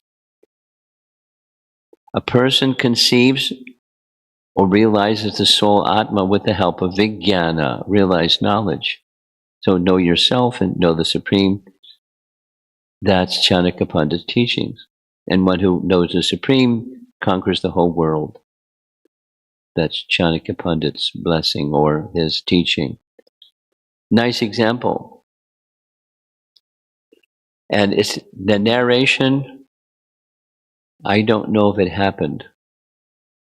Did you circulate a document that's from Valmiki Ramayana? I'll send it to you, or remind me to send it to you, because what you're about to hear is not from Valmiki Ramayana. It's Ramcharitammanas from Tulsi. And so it's the Swayamvar of the daughter of Janaka. And Janaka is one of our 12 Mahajans. So he's like, he can't go much higher than one of the 12 Mahajans. And he has a daughter. And the daughter's name is Sita. And so he recognizes that Sita, being born the way that she was born from the earth, etc., she's a special personality. So her husband, the one who this young daughter of mine should marry, should be a very qualified person. So he contemplated and prayed, and he came up with this idea. There's an heirloom within our dynasty, the bow of Lord Shiva. And then there's some description of how that bow of Lord Shiva came into the dynasty. But it's this massive bow, so massive that it can't be lifted unless someone is very powerful. And so he made a public declaration. He invited all the kings and princes and people that wanted to have his daughter as a qualified wife. And the criterion was they had to lift the bow. Pretty simple. Lift the bow. 100 kings tried and failed. one after the next, 100. And so Janaka, this is taken directly from the internet, this picture. There's the assembly of kings. After almost everyone had tried, again, this is not Valmiki Ramayana, this is Ramcharitmanas. Janaka came on stage and began to shout, "Let no proud warrior king take offense when I say, there remains no true hero upon this earth. Abandon all your hopes to marry Sita. Return to your kingdoms. It seems it's not the will of the divine that Sita will be wed." Well, in that assembly, there were two personalities, and one of those two personalities didn't like it, Lakshman. Ramcharitmanas. Lakshman's eyes turned red with anger. He jumped up and began to speak very vigorously. "You'd better be more careful with these expressions. There's no more heroes. My elder brother is with me. And if I need to deal with this bow, I'll break it into pieces right now." Ram's very proximate to him, remaining completely silent, completely unmoved by this exchange. Detached. At that moment, Vishwamitra looked at Ram. He gave him a signal. He didn't say anything, just with his eyes and nodding his head. Only after his spiritual master gave him the indication did he respond. He fell at the feet of his guru, touched his feet, and said, "If you are blessing me, then I will do it." And then we know what happened after that, because in the Bhagavatam and it's in Valmiki Ramayana, and to move it, to be brought before him, to try to lift it, Valmiki Ramayana says, a cart with so many men and so many wheels, and it's like this heavy thing. He not only lifted it and strung it, but broke it with a big sound that knocked everybody over because the sound was so loud. And there's Sita giving him the garland. Everyone else relied on their own strength, but Ram relied on the order and blessing of his guru. Lesson.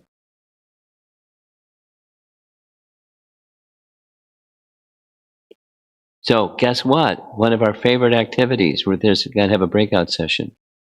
Yay! Those of you that weren't with us yesterday, you missed out, but we're going to do it again. So there's a discussion invitation. The root of respect from Chanakya Pandit is respect to seniors, ultimately to God, who is the personification of our life, of our spiritual masters and seniors. Everything starts from the relationship with the spiritual master. At least it should. If we have built this relationship correctly, then we'll be able to start communicating correctly with everyone else. If we have not built this relationship correctly, all attempts to build relationships with others will also end in failure. We must realize how we can rebuild our whole life from this principle, from the root. Learn to respect our spiritual masters and seniors and take him seriously. So this is the group discussion. There's 3 questions. I don't have to read them, you all read. And when you're ready, begin the discussion. Will take a few minutes. Want me to read it? You're straining to see it. You're okay? You can see what it says on the screen? Okay. On the count of 3. 1, 2, 3.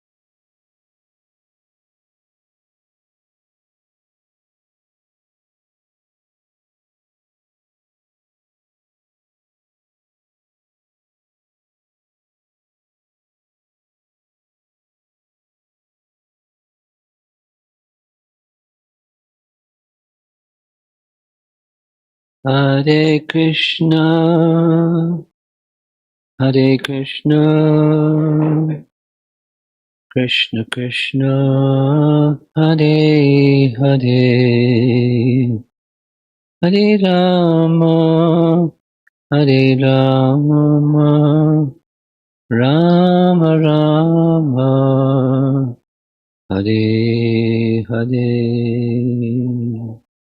Time to end, everybody.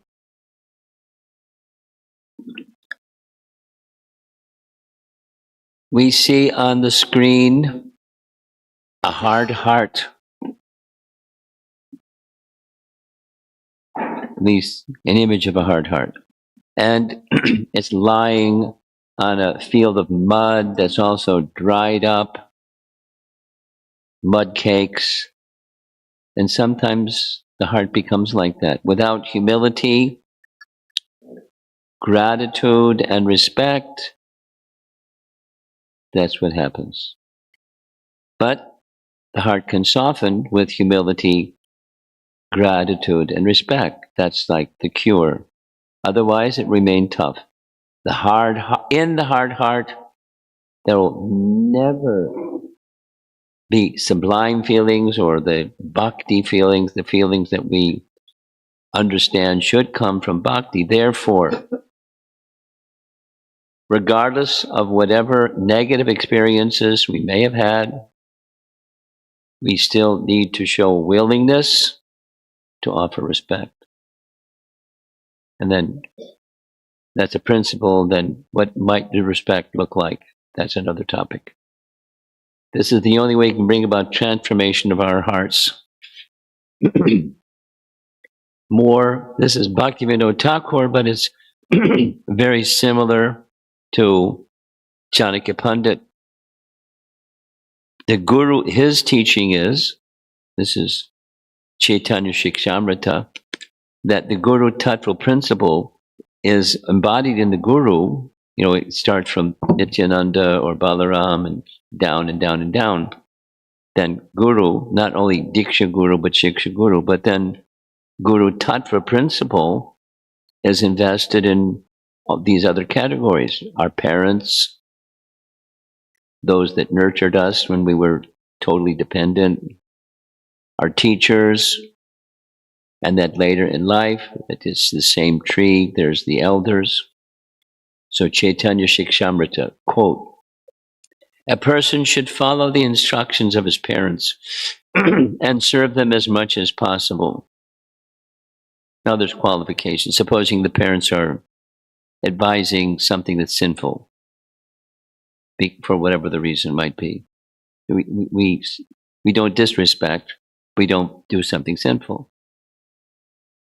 A person should serve those who protected him when he was a helpless child.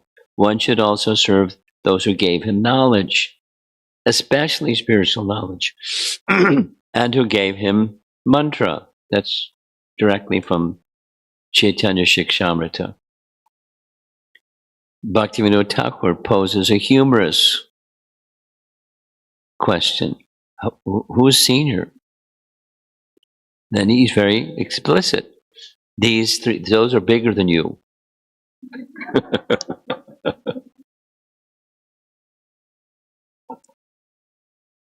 I have a humorous example. Brahmananda. Urmila, you know Brahmananda. He was big. He was big. This is Bhaktivinoda Thakur. You go take your question to him.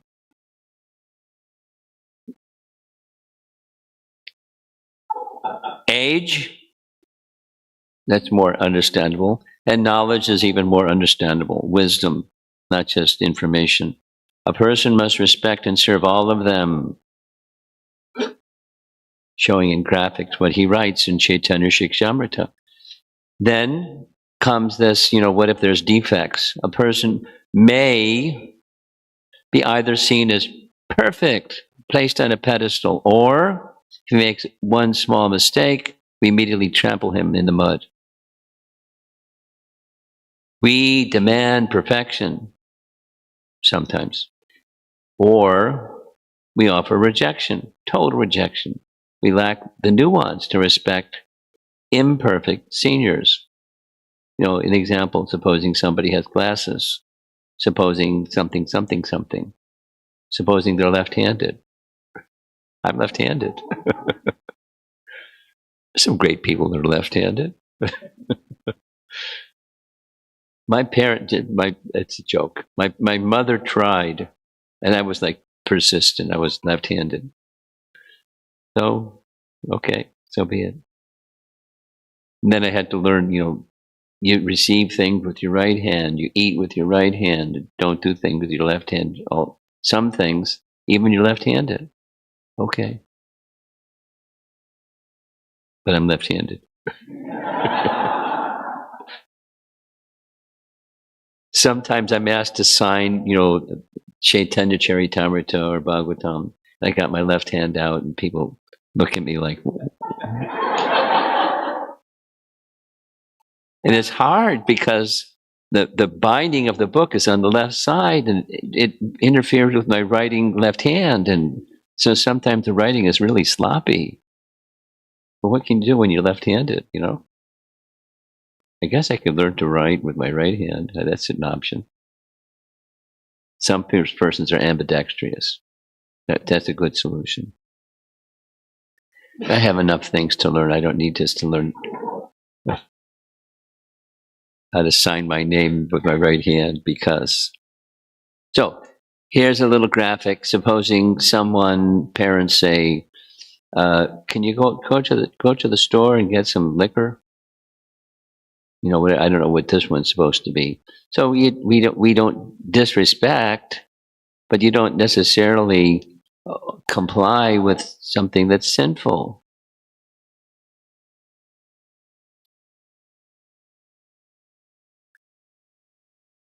Anecdotal. I remember when I became vegetarian, became a Hare Krishna guy.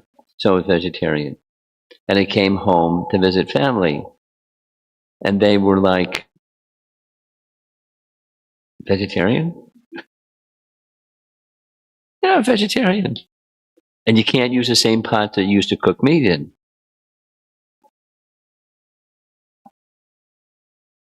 So they went out and bought some new pots. And it's just like, my parents were okay. They were nice about the whole thing. There's some little stories about how they processed their son becoming a Hare Krishna guy. It worked out. So even if a senior gives a wrong instruction, we should not follow it, but should never be disrespectful because a senior always remains a senior. He then writes, a person should try to stop or protect seniors from wrong behavior or wrong instructions. How should this be done? Sweetly. Very sweet words, with humility, gently exhorting them at the right moment. Or be silent. I mentioned this already. If you can't say something nice, don't say anything at all. That's what my mother taught me. She was a good mother. She pretty much a good mother. That was a good one. So here's Durvasamuni in the Sudarshan chakra. So here's a nice example of how Vishnu gave a nice, pleasant instruction to Durvasamuni, although Durvasamuni had offended Ambarish. 9th Canto Bhagavatam. Vishnu speaks to Durvasamuni, and he flew through the entire universe, the Sudarshan chakra chasing him.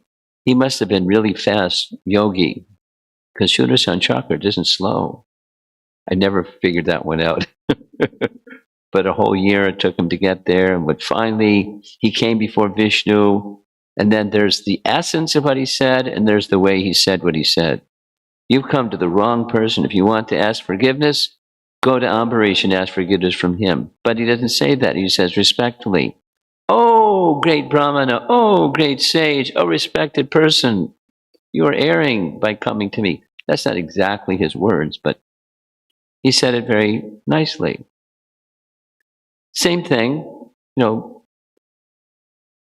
Madarena Samaparet. He said, say it with proper respect. Prabhupada was a master at melting hearts. Here's a nice Brahmananda story. You're going to like it. I like it. I hope you'll like it. Brahmananda narrated the story of his initiation. And there's his mother. She came to the initiation ceremony. They lived in Connecticut or something like that, and she was a Jewish lady, and her son was Jewish son. And the bond between Jewish mother, Jewish son is like very strong. And there he was going in a different direction. And not only her son, but her second son, Gargmuni, they were initiated at the same time. Oh, poor mom, look at her. And then she's looking at Prabhupada and seeing all the fire and the rituals and like, my son has been misled, and that's the person that did it. He quit his university. His brother came for initiation too, and both sons were there. Mom sat down in the chair, looking really grim, looking as if she was going to torch everything into ashes by her stare. Lord Shiva. She was angry. She was angry. So what did Prabhupada, everyone noticed it. So Prabhupada said to Brahmananda, go bow to her first and receive her blessings to accept initiation. So Brahmananda did it. And he went and bowed down to his mother. How did his mother feel? What's this? His mother was seething with indignation. And so she spoke directly to Prabhupada. There's only one thing I don't understand. What's wrong with Judaism? Why do you dislike Judaism? To Prabhupada, but also to her sons. What's wrong? I like Judaism. Prabhupada looked at her again and said to Brahmananda, bow down again. He didn't respond to her question. This is Brahmananda's story. I wasn't there, but that's what he said happened. There she is at 26 2nd Avenue, and a little storefront, and the story ends nice. He was teaching Brahmananda that somehow or other you need to receive a blessing from your mother. Now, I don't know how the rest of the story ended up, as she said, yes, my blessing, but I don't mean it, or I don't know what her response was. But in course of time, she became very appreciative of the transformation of her sons and very appreciative of Srila Prabhupada, although initially it wasn't like that at all. And during this period of time, it wasn't just Brahmananda and Gargamuni's mother, but there were a lot of parents. They were really upset because Prabhupada was like a vacuum cleaner, and he was just gathering up all their children. And there was a deprogrammer, Ted Patrick, that actively went to parents and, I'll get your son or daughter out of the Hare Krishna movement. Here's my fee. Deprogramming. Eyes rolled back in the head, mesmerized. He was a black guy. They accused Prabhupada of stealing their children. So here's Prabhupada receiving one of those fellows.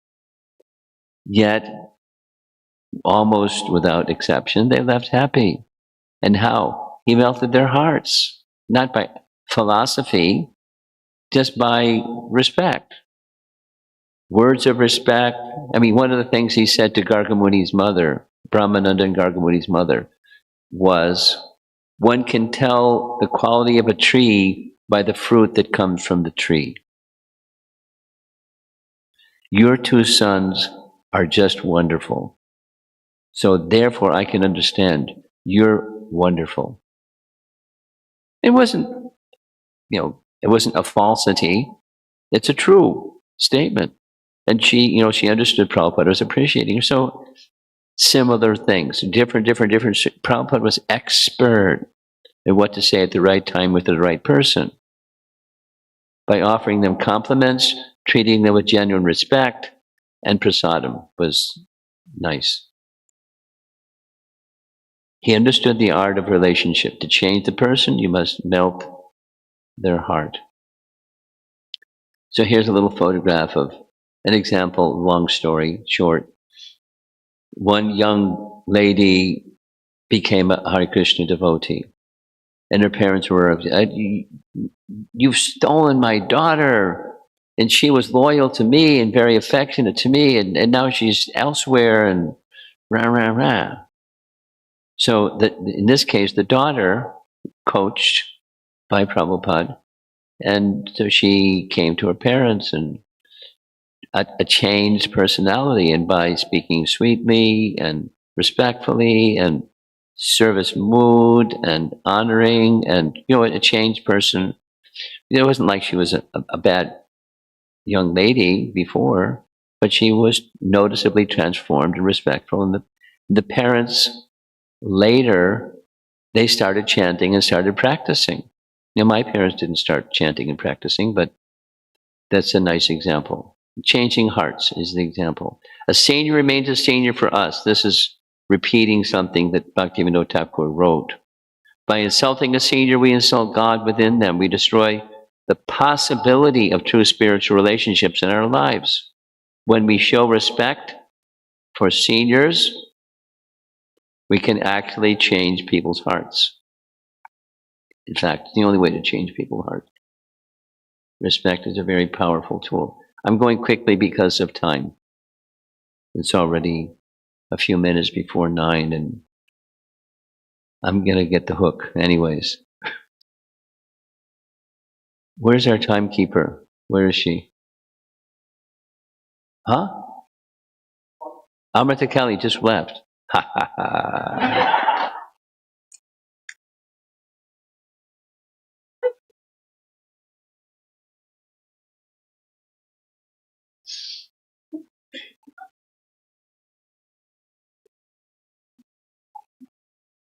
There she is.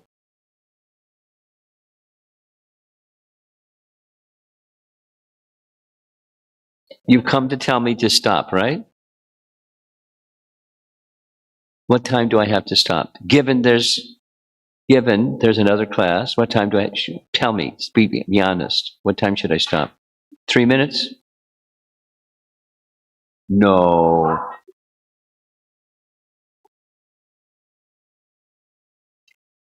What'd she say?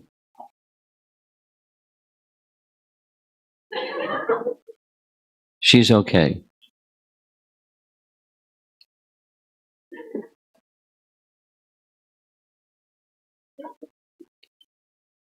I'm going to go quickly, out of respect. So sometimes, dogs, cogs, camels, castles, sometimes devotees. There's a verse in the Bhagavatam that speaks like that. Sometimes devotees speak like that. So there's a devotee that at least used to speak like that. You're demons. You're not going to change hearts that way by calling them such names. Here's an example, Chaitanya Mahaprabhu with Mother Sachi. It's a very nice painting. In Shantipur, after he had taken sannyas, and it was a trick by Nityananda, instead of going to Vrindavan, he went to Shantipur. And by way of a messenger, Sachi, come see your son after he's taken sannyas. So there she is crying. Tears came to her eyes. She said, I've lost my son, my beloved son. He's not here anymore.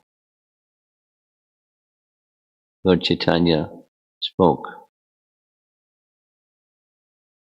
I must have gone crazy. This isn't literally the translation from Chaitanya Charitamrita. I'm out of my mind. Only a madman can leave such a mother. There's no one better than you in the whole world. I owe you everything I have. I owe all credit to you. And if you say to me now, give up sannyas, live with me, I'll give up sannyas and live with you. No, son. If you give up sannyas, you will cover both your head and my head with shame. You have taken sannyas, remained a sannyasi, but live nearby, so I can sometimes receive news about you. Now, she's a cultured lady, and her response was the response of a cultured lady. But Chaitanya Mahaprabhu was offering all respect. And by offering respect, it melts hearts. The person who is offering the respect and the person unto whom the respect is offered. Nice example. I'm going to go quickly because you all know these stories. This is Chaitanya Mahaprabhu speaking with Sarvabhauma Bhattacharya.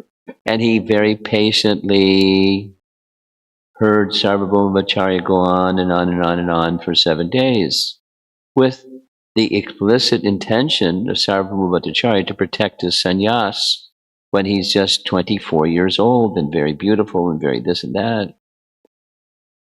And he remained silent for 7 days.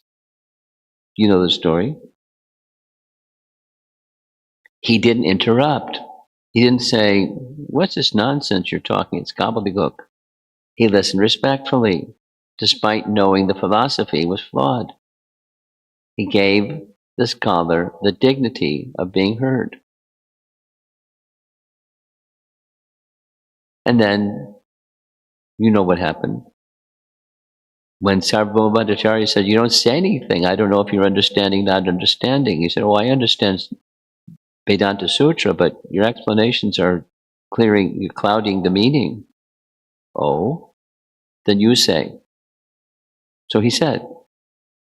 And Sarvabhauma Bhattacharya was like a super scholar. He was able to understand what he said, although he had a different idea from the way he had been trained. And then Lord Chaitanya showed his Sadbhuj form, or depending on which biography you read, form of Radha and Krishna. So this is Lord Chaitanya sitting. He was invited by the Prakashananda Saraswati, the leader of so many Mayavad sannyasis, etc., etc., etc. So Lord Chaitanya came and sat down in the unclean place, the place where feet are washed. You know what that kind of place is like. It's, sloppy and unclean. What to speak of, a brahmana, what to speak of a sannyasi? You don't sit down in an unclean place. He sat down in that place. He was asked, "Why are you sitting where people wash their feet in some unclean place?" No, I'm the youngest amongst you. I will sit here. And then he took that humble position, and then he showed his Brahman effulgence. Oh, wow. Because they're attracted to Brahman effulgence. Respect can melt people's hearts and change through that humility and respect. But remember how that section, that frozen heart on a mud surface, and there's ways to melt it. And then receiving blessings. I'm going to go quickly, but this is an important part of this procedure. Supposing somebody doesn't understand, a friend, a relative, or someone doesn't really understand what you're doing and why. Approach that, especially a senior person, and internally or externally bow before them and ask for their blessings. Watch what happens inside them and what happens inside you. If you manage to melt their hearts, you can see, you can experience. No, and maybe not, but that doesn't mean you depart from that position. So what's going on inside you? Subal, the sincerity question. Are you doing this as a gimmick or a tool to manipulate the other person? Or is there some sincerity in that bowing and showing of respect internally, externally? When a senior sees a humble and respectful attitude, he wants to give blessings. He wants to give something that he really has. It's quite natural. It's quite natural. And relationships can evolve also. Some initially it may be harumph, like, Brahmananda's mother. And eventually evolving to a position where it's not like that. Barriers, all of that stuff can be transformed. And we can do, at least from our side, we can do something that permits it to happen. And if it doesn't happen, continue anyways, because it's the right thing to do. And maybe not, but maybe the heart will melt just by seeing, wow, look at their quality.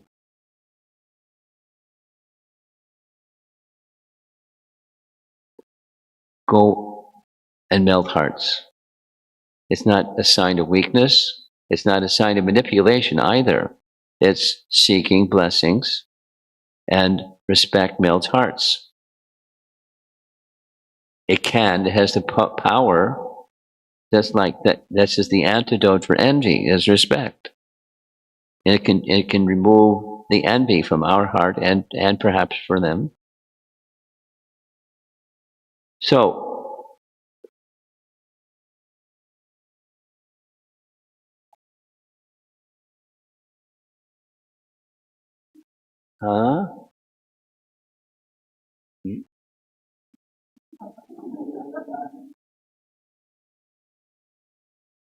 we haven't done questions and answers. Hi, how about this one?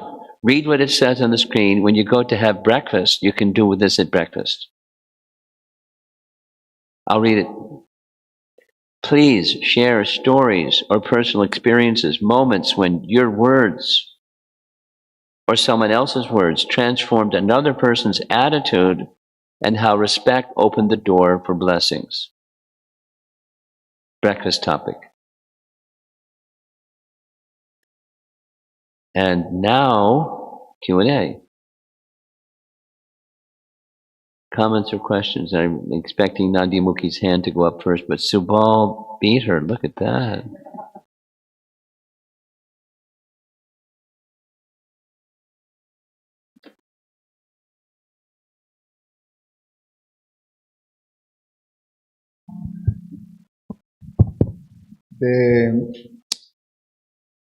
It's very clear, it's wonderful to understand giving respect to elders and receiving blessings. And I can understand that the same principle is applied to equals and to juniors. Yeah. If you can tell us a little bit about, that offering respect to equals and juniors, it may not be seeking for blessings. If you can tell us a little bit about Sure. that. I mean, it's just very simple. Mana and Dana. You remember that discussion. It's right in Kapila's teachings. So the respect is mana. So while those are peers, supposing there's a relationship with a peer, be respectful. And seeking blessings, go ahead and seek blessings. I have this exam, or I have an opportunity to give a Bhagavatam class, and seek blessings. Depends on the circumstance and the relationship and everything. But it doesn't have to be cosmetic. It's not cosmetic. It's the blessings of, may I be successful. It's like Yudhisthira to grandfather Bhishma and his other superiors. So those are superiors very clearly. But he's showing himself superior to his superiors by that humility. So, depends.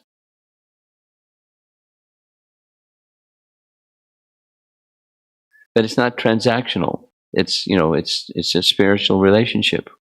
When it's right, it's not transactional.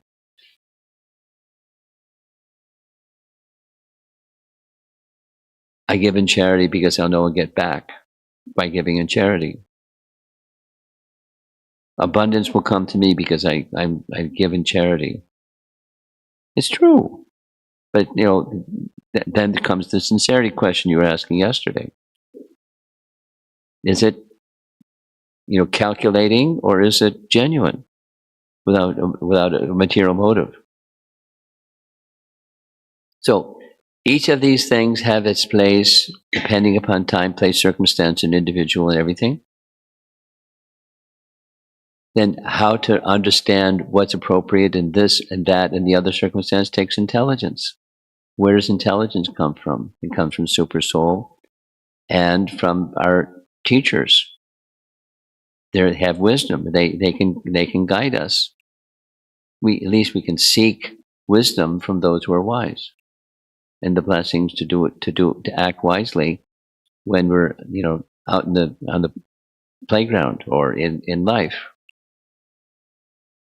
to guide how we live our life under the blessings of seniors. So specifically seniors and spiritually seniors, and then going upwards in that hierarchy, because we had that little discussion. We're going to have some more. The some more is, yes, some more is on Monday evening. There's going to be another class, Krishna permitting. Okay, I'm just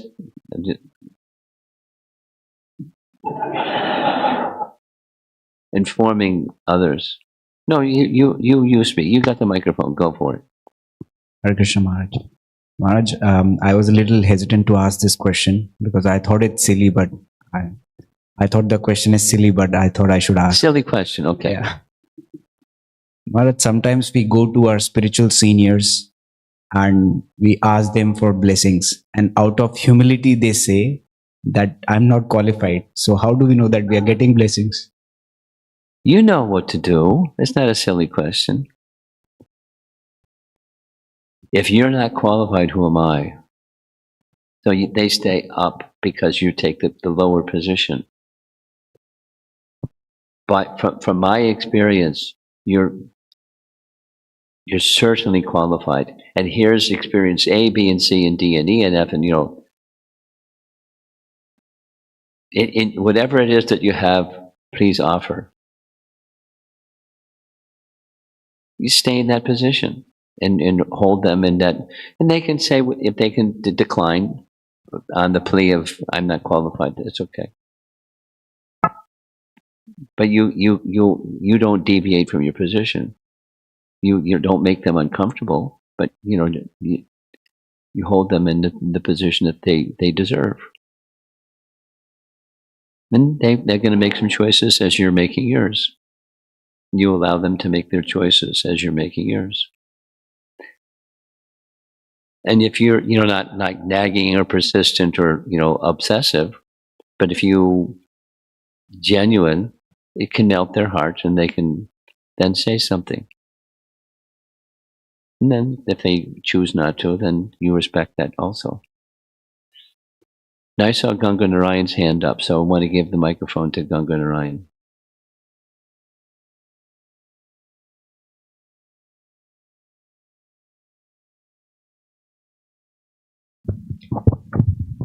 So you talked about respect, and I wanted to also get your thoughts on how can we disagree respectfully, and even with a peer, of course, I think that's a little bit more easier than, let's say, I have I disagree with somebody who is senior. Yeah, okay. And we are part of a congregation. We still have to move forward. Now, depending on how deeply I resonate with that issue, my feelings might be, or my emotions might be either as much elevated, or it could be a very trivial thing as like, okay, it could be a detail and I could look beyond it and move forward. But a lot of the issues come about when some of the values that we hold very dearly seems to be compromised. And I might disagree with it, but how do I still move forward respectfully? Well, two answers, two-part answer. One-part answer. One, most important, you have shelter, don't depart from your place of shelter. And then what does that mean? You know, Guru Sadhu Shastra, that's my shelter. I have all faith in that. I'm not going to depart from that. No matter left, right, sideways, up and down, I'm not going to depart from that. So, because it's a place of shelter. It's safety, it's, you know, who I really am, and all those nice things. Don't depart from that. Then the second is, at the right time, in the right way, in the right circumstance, in the right words, consider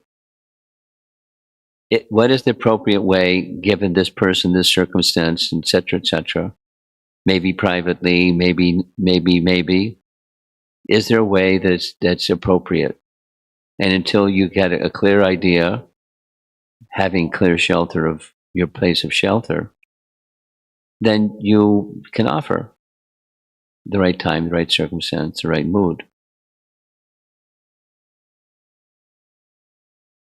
This is one of the slides that comes later. This is a gift that's bestowed upon persons from Super Soul, who is the Chaita Guru, and one's Guru.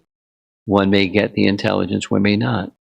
And if you don't know, then best to just hold it until there's the right time. There isn't, excuse me, there is an alternative. Go to someone who's senior to you and consider that senior to you person for advice, or maybe they can be the one who speaks to that person that needs to be spoken to. And they may say, no, it's not a good idea, the time isn't right, or something. So you just yield to that wisdom. I mean, that's commonly what I do anyways.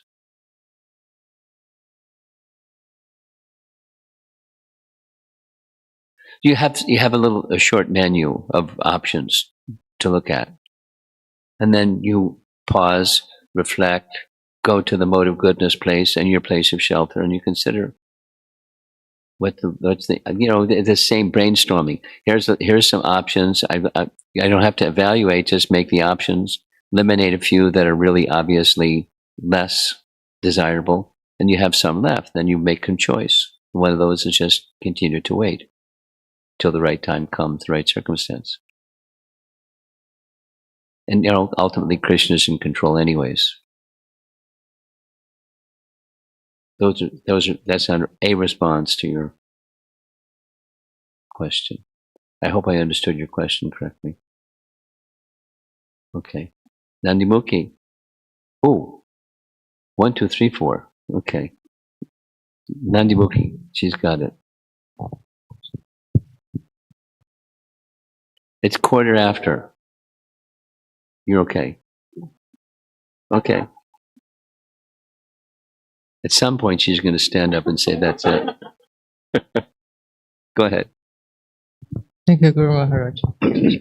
Just some reflections on Chanakya Pandita and his proposal. I first heard about Chanakya, I think it's probably from Srila Prabhupada. Srila Prabhupada used to, from time to time, quote Chanakya Shloka. Yes. In his lectures or yes. writings. Mm-hmm. And I also, later on, I know something additional about Chanakya from Srimad Bhagavatam. I think it's Canto 12. Canto 12, when Shukadeva Goswami was talking to Parikshit Maharaj about future kings, and Chanakya Pandit was mentioned to be the one who betrayed King Nanda and helped the Mauryan dynasty come to power. And so she's mentioned in Srimad Bhagavatam. And we just discussed his proposal today regarding respect. And I saw that very graphic picture you showed, how it begins from respect the elders, Yes. and you cultivate humility, Yeah. and then you get jnana, vijnana, and then you realize Atma, Yeah. and the supreme Atma. And but I just feel so pitiful, because from that point of Atma and the supreme Atma, he took a U-turn to now you can conquer the world, instead of going up to. Yeah, I don't know the history, so I can't comment. I understand. I got the message, and I can't just explain it. I don't understand it either. There's two of us. There's probably a few more of us. I don't understand it. It's just because that's how the proposal was at least presented. We were discussing about it today. So it ends up, his Niti proposal ends up with conquer the world, instead of like from, as a bhakti process, it goes up to devotional service. And I just feel like it's such a waste, kind of, in a sense, and a very unfortunate situation. So here's what you're saying. One way of interpreting or processing is we don't trash Janaka Pandit because there's merit, abundant merit in what he writes. And then there may be some things that he says, go buy some liquor. And we don't, you smile and we don't do that. But we don't trash the person or what he has to say. Yes, we'll respect him. Yeah. Prabhupada and our acharyas respect him. Yes, yes. I'm just contrasting this. Like his proposal is like a ascending process. I got it. And instead of a descending. descending. And then a U-turn. I got it. Yeah. So appears like he's more about material. Yeah, not really respect in a way, but it's more like a utilitarianism. How you get what you want. Artha Shastra, that's what it is. Yeah. But within that art, this discussion came after class privately. Nice devotee came and asking about this. So, how much stock do we put in Chanaka slokas? Well, we take guidance from our acharyas, which ones and which ones we don't. Okay. Next. That's it. Oh, come on. We have a limited time. Okay. In the back. Put your hands up. Amara, let's give to the senior Mataji here, and then you two can finish up afterwards. We'd end. It's way at the bottom. Hare Krishna. There we go. Maharaj, thank you very much. It is like opening up my thought process to what is the contamination sitting in my own heart. I was thinking that I'm here because I definitely have envy in my heart. That's why I'm here. So I was thinking that can envy be dovetailed in Krishna's service, Guru's service? No. That was a quick answer. We covered that topic. You weren't here yesterday. We covered that topic. There's no place. I'll go back and hear, Maharaj. Okay. Just one clarification I had to seek. In Chaitanya Leela, we see more application of these principles that you mentioned. In Mahabharata, on contrast, like I was reading the description of the war and everything. where the Maharathis, who are like very topmost like warriors and devotees also, they are losing their they are just talking very angrily with each other and disrespecting, like in the scenario when Dronacharya's throat was cut by Drishtadyumna, although Dronacharya was just sitting in sort of samadhi. So at that time, the dialogue between Ashwathama and Drishtadyumna, and then Satyaki and Drishtadyumna, so they are so much rebuking each other that I felt that like how to see and understand these principles as per the circumstances. Well, don't get involved in war. Something happens when there's war. People lose their compass. And they say things and do things that are not, not good examples. Pass the microphone up. Hare Krishna, Maharaj. I think in one of the slides you mentioned how disobedience is not license for disrespect. Speak slowly. How, which is what? How disobedience is not license for disrespect. Disobedience. Okay. Okay. And I Did don't. you understood that one, right? Yes. Okay. I was wondering how you can how you can disobey someone respectfully. What would you do in a You situation? smile. Go drink alcohol.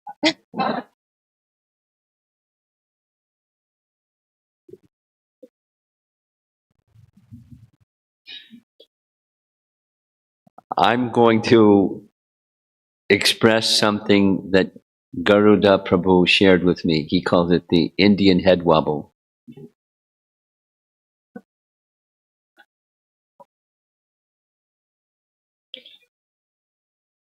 And it can mean 10 different things. You do one of those. Okay.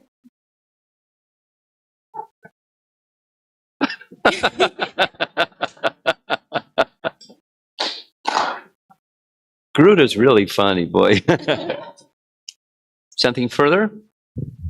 No. Okay, she gets the last. You have the last question. Look at this. Hare Krishna Maharaj.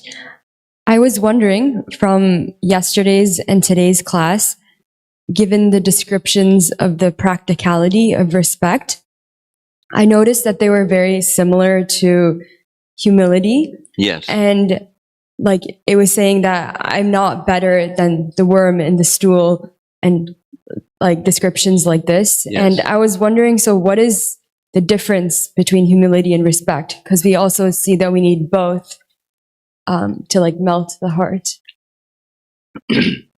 One is the source and the other is the fruit of the source. Respect is the source. And the fruit of the source is humility. They go together. That is to say, without humility, how can I be respectful? But when one is respectful, it's that